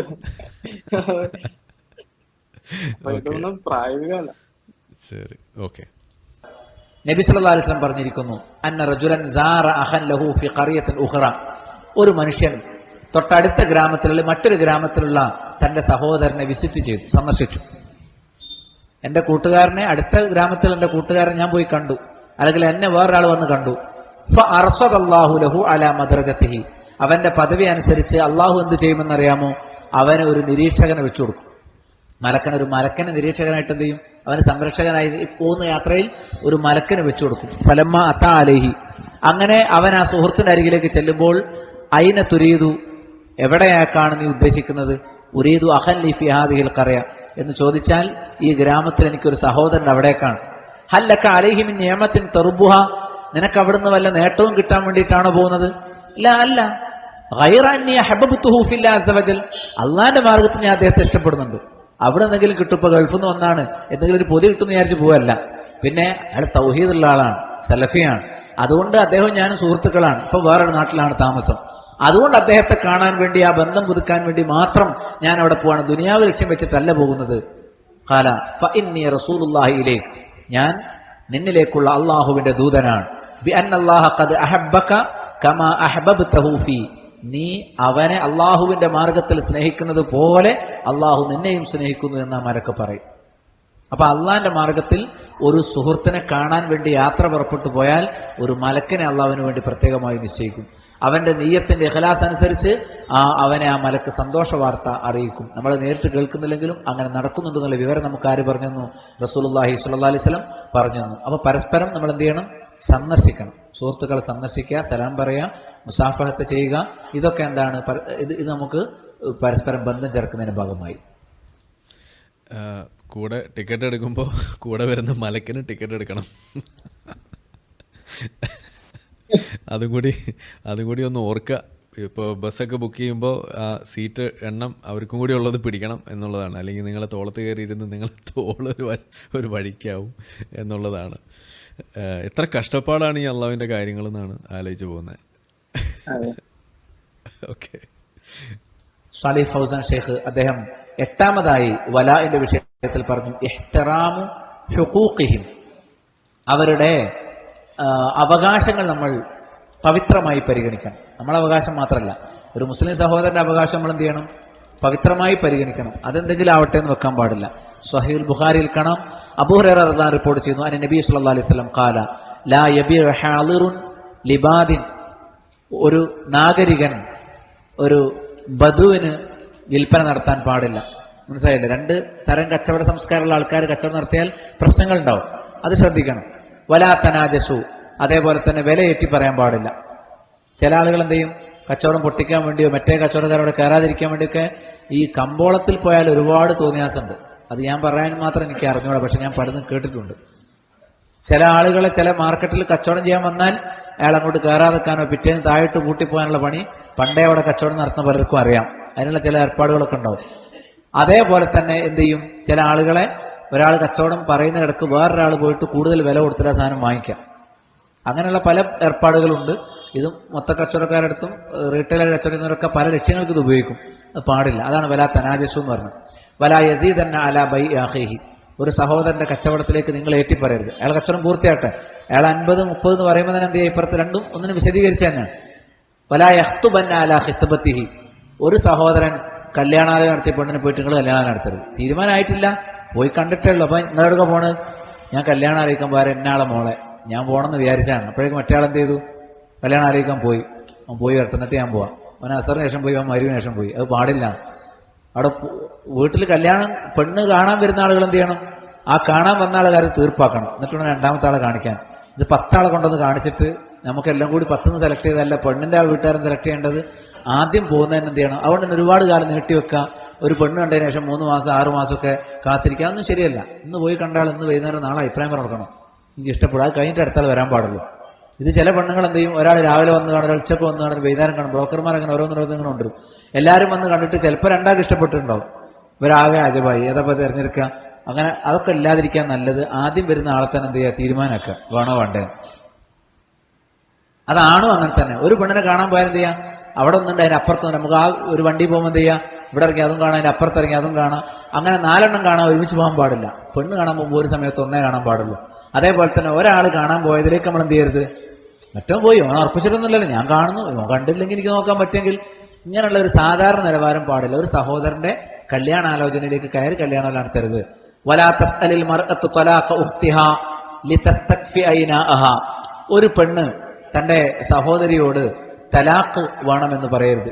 നീ നിന്റെ ഭർത്താവിനെ ഒഴിവാക്കണം എന്നിങ്ങനെ പറഞ്ഞുകൊണ്ടിരിക്കരുത്. എനിക്ക് അയാളെ ഇഷ്ടമാണ്, ഞാൻ അയാളെ കെട്ടട്ടെ, മനസ്സിലായില്ലേ. അങ്ങനെ നമുക്ക് മനസ്സിലാവില്ല, ഇതൊക്കെ നാട്ടിൽ നടക്കുന്ന കാര്യങ്ങളാണ്. ചിലപ്പോൾ അങ്ങനെ ഉണ്ടാവും, എന്ത്, എനിക്ക് അയാളോട് പണ്ടേ ഇഷ്ടമുള്ളതാണ്, എന്നെ വീട്ടുകാർ നിർബന്ധിച്ച് കെട്ടിയല്ലേ, അതുകൊണ്ട് നീ എന്ത് ചെയ്യും, ഒന്ന് മാറിക്കൊടുക്കുക. ഒരിക്കലും കല്യാണം കഴിഞ്ഞ ഒരാളെ പിരിക്കാൻ വേണ്ടി വേറൊരു പെണ്ണ് എന്ത് ചെയ്യാൻ പാടില്ല, ശ്രമിക്കാൻ പാടില്ല. ഇങ്ങനത്തെ ഹദീസ് ഒന്നായിട്ട് വിഷയം എന്താണ് ഇതാ ഇതിന്റെ മാതൃക എവിടുന്ന വരുന്നത്, കല്യാണം മുടക്കിയിട്ടാണ് സ്വന്തം മരുമോന്റെ അല്ല മരുമകളുടെ കല്യാണം വളർത്തുമോന്റെ മരുമകളുടെ കല്യാണം മുടക്കിയ ആളാണ് മുഹമ്മദ് എന്ന് പറഞ്ഞ ആള്. ഒന്നാലേ ചോദിക്കാം, എന്തൊക്കെയാണ് ഈ പറയുന്നത്, ഇത് വൈരുദ്ധ്യമാണ് കേട്ടോ. പക്ഷെ നമുക്ക് ഇതില് ആ കഥ ആർക്കും അറിയില്ല, അതാണല്ലോ അതിന്റെ പ്രശ്നം. അധികം വിശ്വാസികൾക്ക് അറിയില്ല. ഇന്ന് നാട്ടുകാർക്ക് മൊത്തം അറിയാം, വിശ്വാസികൾ ഒഴിച്ച് ബാക്കിയുള്ള എല്ലാ ആളുകൾക്കും അറിയാം. നമ്മളുടെ സൈനബിന്റെ കല്യാണം അല്ലേ? അതെ, സൈനബിനെ നിർബന്ധിച്ച് അള്ളാഹുവിനെ കൊണ്ട് ആയത്തിറക്കി വെച്ച് കെട്ടിച്ച ശേഷം സൈനബിനെയും സൈദിനെയും പിരിക്കാൻ വേണ്ടി വീണ്ടും ആയത്തിറക്കേണ്ടി വന്ന ആളാണ് പറയുന്നത് കല്യാണം മുടക്കരുത്. അത് ഇനി മുടക്കരുതെന്നാണ് ഉദ്ദേശിച്ചത്. ഒരു തവണ മുടക്കിയത് മുടക്കി, ഇനിയും മുടക്കാൻ പാടില്ല. ഒരു തവണ ക്ഷമിക്കുന്നതാണല്ലോ. ഓക്കെ, ബാക്കി കേൾക്കാം. നമുക്കൊരു 10 മിനിറ്റ് കൂടി കേട്ടിട്ട് ഇത് നിർത്താം. ഓൾമോസ്റ്റ് ഒരു 50% ഒരുപാടുണ്ട് ഇനിയും. ഓക്കെ, എല്ലാം പറഞ്ഞു സഹീഹ് ബുഖാരി. ഷെയ്ഖ് പറയുന്ന 9ാമത്തെ കാര്യം അരിഫ്ഖു ബിളിആഫിഹിം, പരസ്പര ബന്ധം ചേർക്കുന്നതിൽ നമ്മൾ ദുർബലരോട് കനിവ് കാണിക്കണം. പ്രായം ചെന്നവർ, കുട്ടികൾ, അങ്ങനത്തെ ദുർബലരുണ്ടല്ലോ, അവരോട് പ്രത്യേകം എന്ത് ചെയ്യണം. റസൂലുള്ളാഹി സ്വല്ലല്ലാഹു അലൈഹി വസല്ലം പറഞ്ഞു, ലൈസ മിന്നാ മൻ ലം യുവഖിർ കബീറന വയർഹം സഗീറന, മുതിർന്നവരെ ആദരിക്കാത്തവനും ചെറിയവരോട് കരുണ കാണിക്കാത്തവനും നമ്മിൽപ്പെട്ടവനല്ല. മുതിർന്നവരോട് ബഹുമാനിക്കാത്ത ആളും കുട്ടികളോട് കരുണ കാണിക്കാത്ത ആളും നമ്മിൽപ്പെട്ടവനല്ല എന്നാര് പറഞ്ഞു? റസൂലുള്ളാഹി സ്വല്ലല്ലാഹു അലൈഹി വസല്ലം പറഞ്ഞു. മുസ്അബ് ബിൻ സഅദ് റളിയല്ലാഹു അൻഹു പറയാണ്, അദ്ദേഹം പറഞ്ഞു, പിന്നെ അന്ന ലഹു ഫദ്ലൻ അലാ മൻ ദൂനഹു, സഅദ് റളിയല്ലാഹു അൻഹുവിന് മറ്റു ചിലർക്കില്ലാത്ത ചില യോഗ്യതകൾ ഉണ്ടായിരുന്നു. മനസ്സിലായില്ലേ? ഫഖാല, എന്നിട്ട് പറഞ്ഞു, നബി സല്ലല്ലാഹു അലൈഹി വസല്ലം ഫഖാല നബി സല്ലല്ലാഹു അലൈഹി വസല്ലം, നബി സല്ലല്ലാഹു അലൈഹി വസല്ലം പറഞ്ഞു, ഹൽ തുൻസറൂന വതുർസഖൂന ഇല്ലാ ബിളുഅഫാഇക്കും, നിങ്ങളുടെ കൂട്ടത്തിലെ ദുർബലന്മാരെ കൊണ്ടല്ലാതെ നിങ്ങൾക്ക് അള്ളാഹുവിൽ നിന്നുള്ള വിജയവും അതേപോലെ തന്നെ അള്ളാഹുവിൽ നിന്നുള്ള റിസ്ക്കും ലഭിക്കുമോ? നമുക്ക് ചില യോഗ്യത കാണുമ്പോൾ നിങ്ങൾ യോഗ്യന്മാരാന്ന് കണക്കൂട്ടണ്ട. നിങ്ങൾ യോഗ്യത കാണാത്ത ആളുകൾ, ലൈഫായ ആൾക്കാർ നാട്ടിൽ ജീവിച്ചിരിക്കുന്നതുകൊണ്ടാണ് അള്ളാഹ് മഴ തരുന്നതും ഭക്ഷണം തരുന്നതും എന്നൊക്കെ എന്താണ് പറഞ്ഞിട്ടുണ്ട്. അപ്പൊ നിങ്ങൾക്ക് റിസ്ക് കിട്ടുന്നതും നസർ സഹായം കിട്ടുന്നതും നിങ്ങളുടെ ദുർബലന്മാരെ കൊണ്ടല്ലാതെ മറ്റാരെ കൊണ്ടാണ്. അപ്പൊ നമ്മുടെ നാട്ടിൽ ദ്വാഫാവ് ഉള്ളത് കൊണ്ടാണ് അള്ളാഹ് നമ്മളെ പരിഗണിക്കുന്നത്. നമുക്ക് ചിലപ്പോൾ ആരെ പരിഗണന ഉണ്ടാവില്ല, ലൈഫുമാരെ പരിഗണന ഉണ്ടാവില്ല. പക്ഷെ മുസ്ലിങ്ങൾ തമ്മിൽ പരസ്പരം വലായിൽ ശ്രദ്ധിക്കേണ്ട ഒരു കാര്യമാണ്, നമ്മുടെ കൂട്ടത്തിൽ ഒറ്റപ്പെട്ടു പോകുന്ന ദുർബലരായി പോകുന്ന ആളുകൾ നമ്മൾ പ്രത്യേകം എന്ത് ചെയ്യണം, പരിഗണിക്കണം എന്നുള്ളത്. അതുകൊണ്ടാണ് 34 കോടി രൂപയൊക്കെ ചോദിക്കുമ്പോഴേക്കും പിരിഞ്ഞു കിട്ടുന്നത്. ആ ഒരു സംഗതി വേറെ ആളുകളുടെ കാര്യത്തിൽ വരുന്നില്ല. ഇപ്പോൾ ഈ ഒരു വിഷയത്തിൽ നമ്മൾ കണ്ടു, ഇപ്പോൾ ഇസ്രായേൽ ഹമാസ് ആ ഒരു ഫൈറ്റിങ്ങിൻ്റെ ഭാഗമായിട്ട് നമ്മുടെ നാട്ടിൽ നോൺ മുസ്ലിംസ് ആയിട്ടുള്ള ആളുകൾ മരിച്ചു. സൗമ്യ ഒരു നേഴ്സ് മരിച്ച വിഷയം, അതുപോലെ ഇപ്പോൾ ഈ നോബിൻ എന്ന് പറഞ്ഞിട്ട് ഈ അടുത്തൊരു യുവാവ് മരിച്ചു. ഇത് ഒന്നും ഒരു തരത്തിൽ പോലും ഒരു ചർച്ചാ വിഷയം പോലും ആവുന്നില്ല. അവർക്കിപ്പോൾ പൈസ പിരിച്ചു കൊടുക്കാൻ വേണ്ടിയിട്ടല്ല, പക്ഷേ ആ ഒരു സംഗതി അവിടെ വരുന്നില്ല. ഇനി വേറെ ഒരു കാര്യം, ഇപ്പോൾ നമ്മൾ ഈ ഒരു ചാരിറ്റി ഓർഗനൈസേഷൻ റൺ ചെയ്തിരുന്നപ്പോൾ അതിൻ്റെ തലപ്പത്തിരുന്ന സമയത്ത് നമുക്ക് ഡൊണേഷൻസ് തന്നിരുന്ന ആളുകൾ നമ്മളോട് വന്ന് പറഞ്ഞിരുന്നൊരു സംഗതി, എല്ലാവരും ഉണ്ട്, 10-20ഓളം ആളുകൾ ഉള്ളൊരു ചെറിയൊരു സംഘടനയാണ്. അപ്പോൾ അതിൽ മുസ്ലിംസ് ആയിട്ടുള്ള ആളുകളുണ്ട്, നോൺ മുസ്ലിംസ് ഉണ്ട്, ഞാനും ഒരു മുസ്ലിം വിശ്വാസിയായിട്ട് അതിനകത്തുണ്ട്, നമ്മളതിൻ്റെ ചെയർമാനൊക്കെ ആയിട്ടിരിക്കുന്നു. അപ്പോൾ അങ്ങനെ ഇരിക്കുന്ന സമയത്ത് അതിലേക്ക് ഡൊണേഷൻസ് തരാൻ വേണ്ടിയിട്ട് ഒരു വലിയൊരു ഗ്രൂപ്പ് നമ്മൾ പുറത്ത് കണ്ടെത്തി. കൂടുതലും NRIs ആണ്. അപ്പോൾ അങ്ങനെ അവർ ഒരു മന്ത്ലി 2000 രൂപ, 500 രൂപ മുതൽ 2000 രൂപ ഒക്കെ വെച്ച് തരുന്ന ആളുകൾ. അതുകൂടാതെ സ്പെഷ്യൽ ആയിട്ടുള്ള കേസസ് വരുമ്പോൾ അത് നമ്മൾ അനൗൺസ് ചെയ്തിട്ട് അതിന് വേണ്ടിയിട്ടുള്ള കാര്യങ്ങൾ ചെയ്യുക. ആത്മാ പബ്ലിക് ചാരിറ്റബിൾ ട്രസ്റ്റ് എന്ന് നിങ്ങൾ ഗൂഗിളിൽ അടിച്ച് നോക്കുക, അല്ലെങ്കിൽ ഫേസ്ബുക്കിലൊക്കെ നോക്കിയാൽ കാണും. ഇപ്പോൾ അത് ഓൾമോസ്റ്റ് ഡെഡ് ആവാനുള്ള കാരണമാണ് ഈ പറഞ്ഞു വരുന്നത്. നമ്മൾ ഈ മതം വിട്ട സമയത്ത് വന്നിട്ടുള്ളൊരു പ്രശ്നവും അതോടൊപ്പം അതിന് മുന്നേ തന്നെ വന്നിട്ടുള്ളൊരു വിഷയമാണ്, ഞങ്ങൾ ഡൊണേഷൻ തരുന്നത് അത് മുസ്ലിങ്ങൾക്ക് തന്നെ കൊടുക്കണം എന്ന് മാനദണ്ഡം വെച്ചിട്ട് ആ അശ്ലീല വർത്തമാനം പറഞ്ഞിട്ടായിരുന്നു പല ആളുകളും നമുക്ക് ഡൊണേഷൻസ് തന്നിരുന്നത്. അപ്പോൾ ഒന്ന് ആലോചിക്കുക, നമ്മളെ സംബന്ധിച്ചിടത്തോളം നമ്മൾ ഒരിക്കൽ പോലും ചിന്തിക്കാത്തൊരു കാര്യമാണ്. പറയുമ്പോൾ ഞാൻ വിശ്വാസിയുമാണ്, പക്ഷേ നമ്മൾ മനസ്സിലത് വന്നിട്ടുണ്ടായിരുന്നില്ല. കാരണം എനിക്ക് ഈ വലാവും പറവും മണ്ണാങ്കട്ടിയൊന്നും അതുപോലെ തല കയറിയിട്ടുണ്ടായിരുന്നില്ല. പക്ഷേ ഈ ഉമ്മത്ത് സ്നേഹം, ഈ ബ്രദർഹുഡ് വല്ലാതെ അങ്ങ് കയറിയ ആളുകൾ അവർ ഡൊണേഷൻ കൊടുക്കുമ്പോൾ അത് ഇതുപോലെ സെക്യുലറായിട്ട് പ്രവർത്തിച്ചുകൊണ്ടിരിക്കുന്ന ഒരു സെക്യുലർ ആണെന്നുള്ള എന്താ പറയുക, ഒരു വോളണ്ടറി ആയിട്ടുള്ള ബോധം വെച്ചിട്ടൊന്നുമല്ല, അത് യാന്ത്രികമായിട്ട് സെക്യുലറായിട്ട് പോയിക്കൊണ്ടിരിക്കുകയാണ്. നമ്മളവിടെ അങ്ങനെ ഒരു പോളിസി കീപ്പ് ചെയ്തിരിക്കുകയാണ്. പ്രയോറിറ്റി നോക്കിയിട്ട് ആരാണോ ഏറ്റവും കൂടുതൽ ഡിസേർവിങ് അവർക്ക് കൊടുക്കുക, അങ്ങനെ ചെയ്തു പോകുന്നൊരു കാര്യം.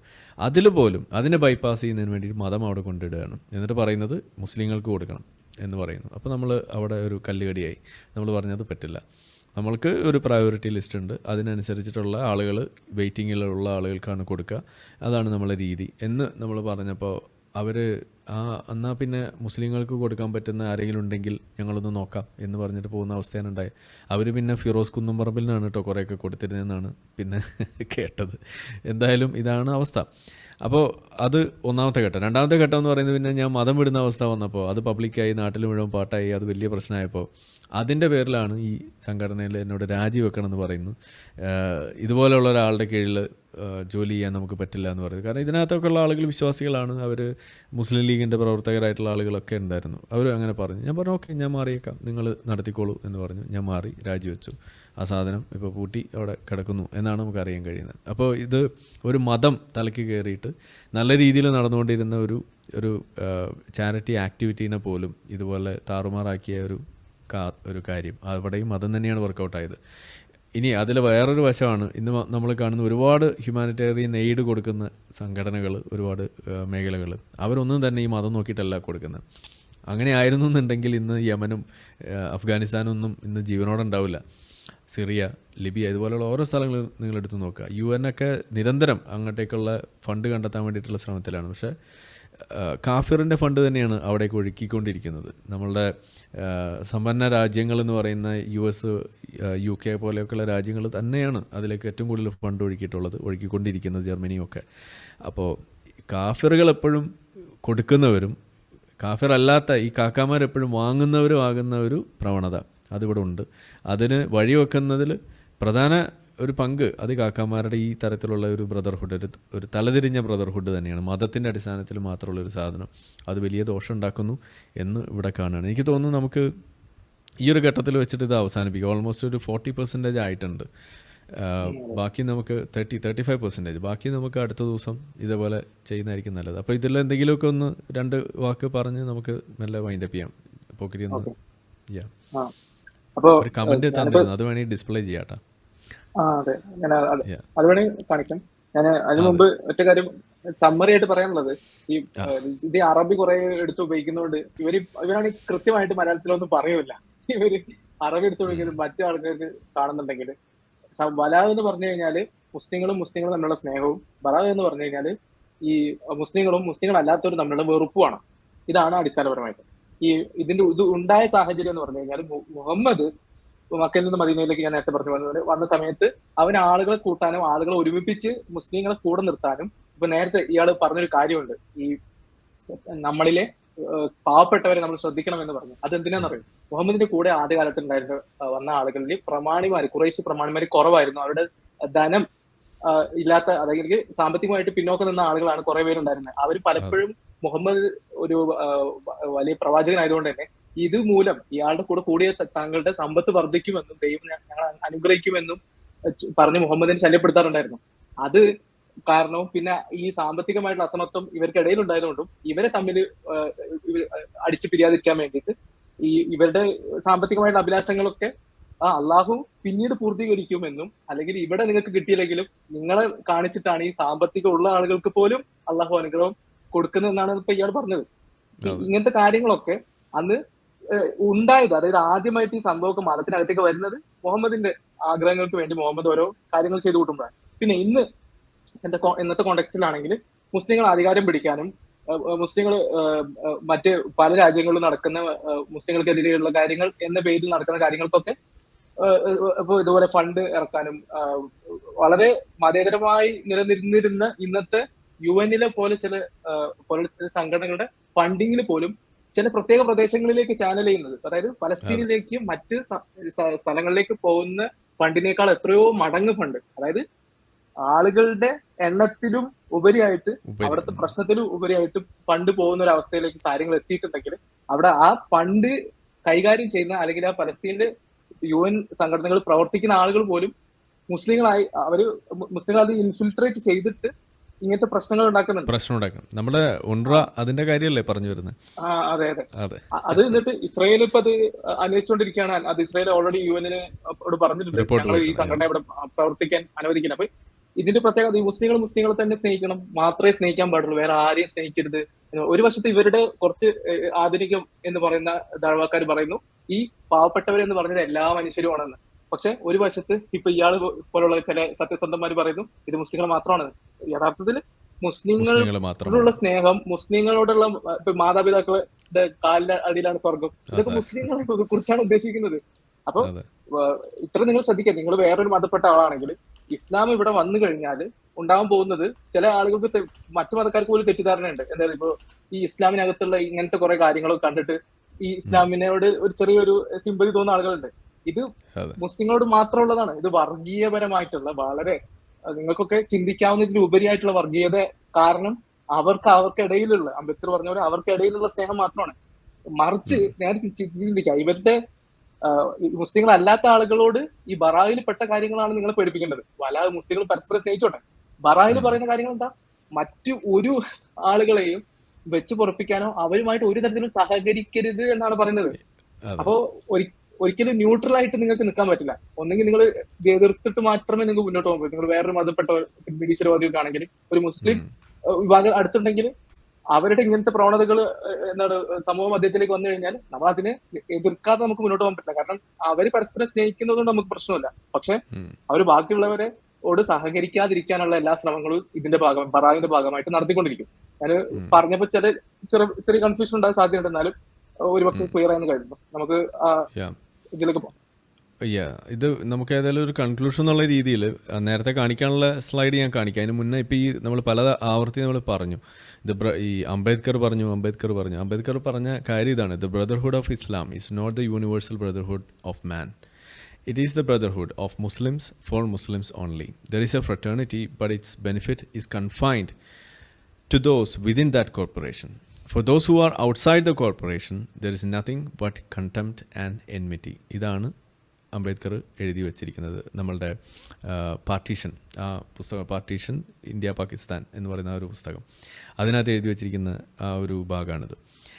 ഇത് തന്നെയാണ് നമ്മുടെ ഫൗസാൻ പറഞ്ഞു എന്ന് പറഞ്ഞുകൊണ്ട് ഇവിടെ നമ്മളുടെ ഷംസുദ്ദീൻ പാലത്ത് നമുക്ക് പഠിപ്പിച്ച് തരുന്നത്. ഇതിൽ അത്ഭുതമൊന്നുമില്ല. പക്ഷേ ഇത് നമ്മൾ പറഞ്ഞാൽ നമ്മളുടനെ സംഘീയാകും എന്നുണ്ടെങ്കിൽ എനിക്ക് ചോദിക്കാനുള്ളത്, ഇത് പറഞ്ഞത് അംബേദ്കറാണ്, അംബേദ്കറും സംഘീയാകുമോ എന്നാണ്.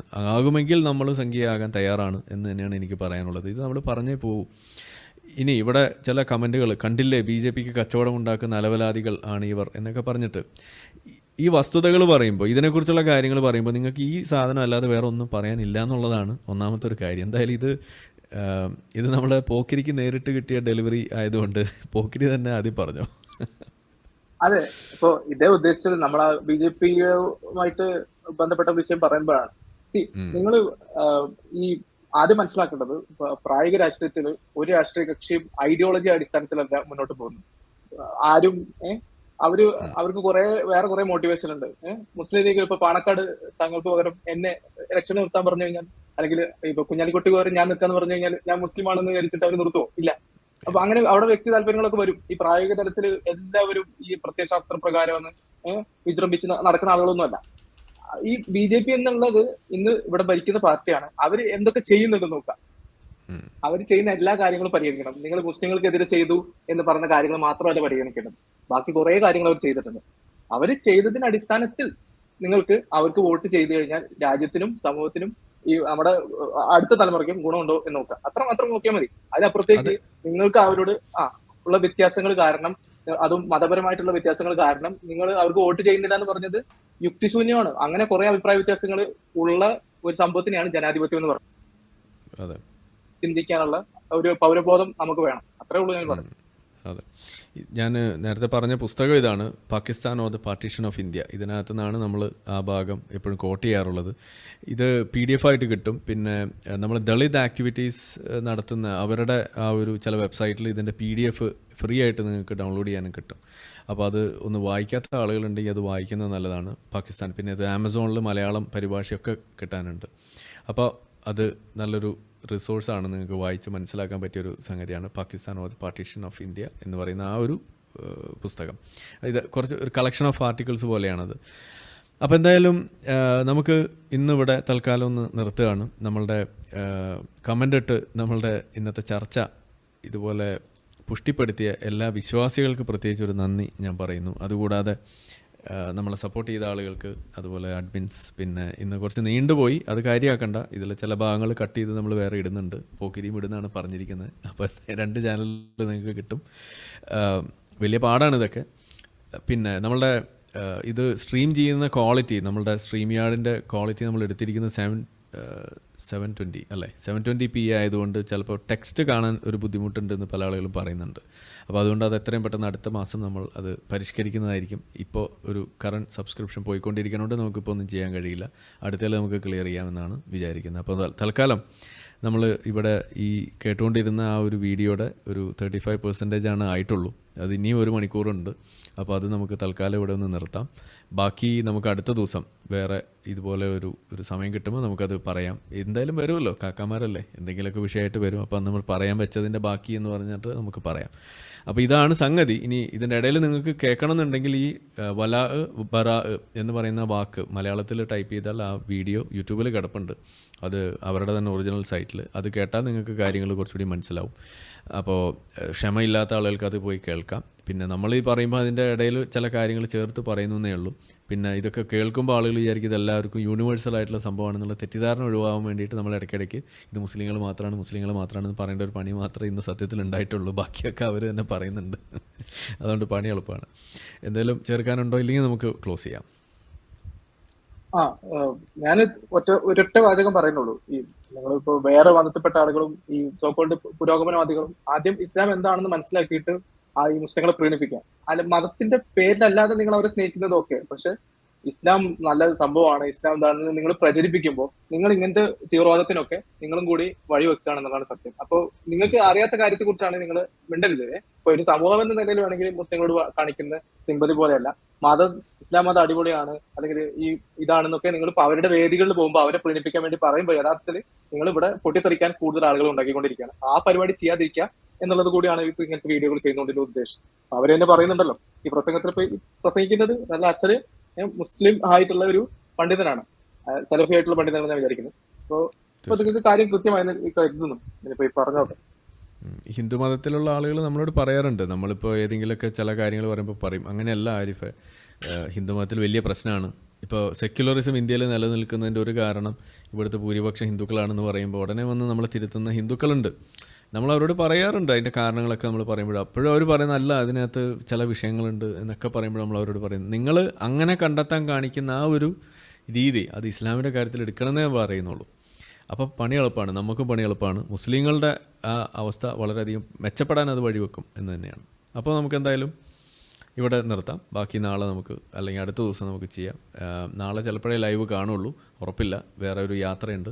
അപ്പോൾ അതുകൊണ്ട് നമുക്ക് അടുത്ത ഒരു ദിവസം നോക്കിയിട്ട് നമുക്ക് കാണാം. അപ്പോൾ എല്ലാവർക്കും ഒരിക്കൽ കൂടി ഒരു ശുഭരാത്രി. വളരെ താങ്ക്സ്, നന്ദി പോക്കരി. അടുത്ത ദിവസം കാണാം. Thank you, by.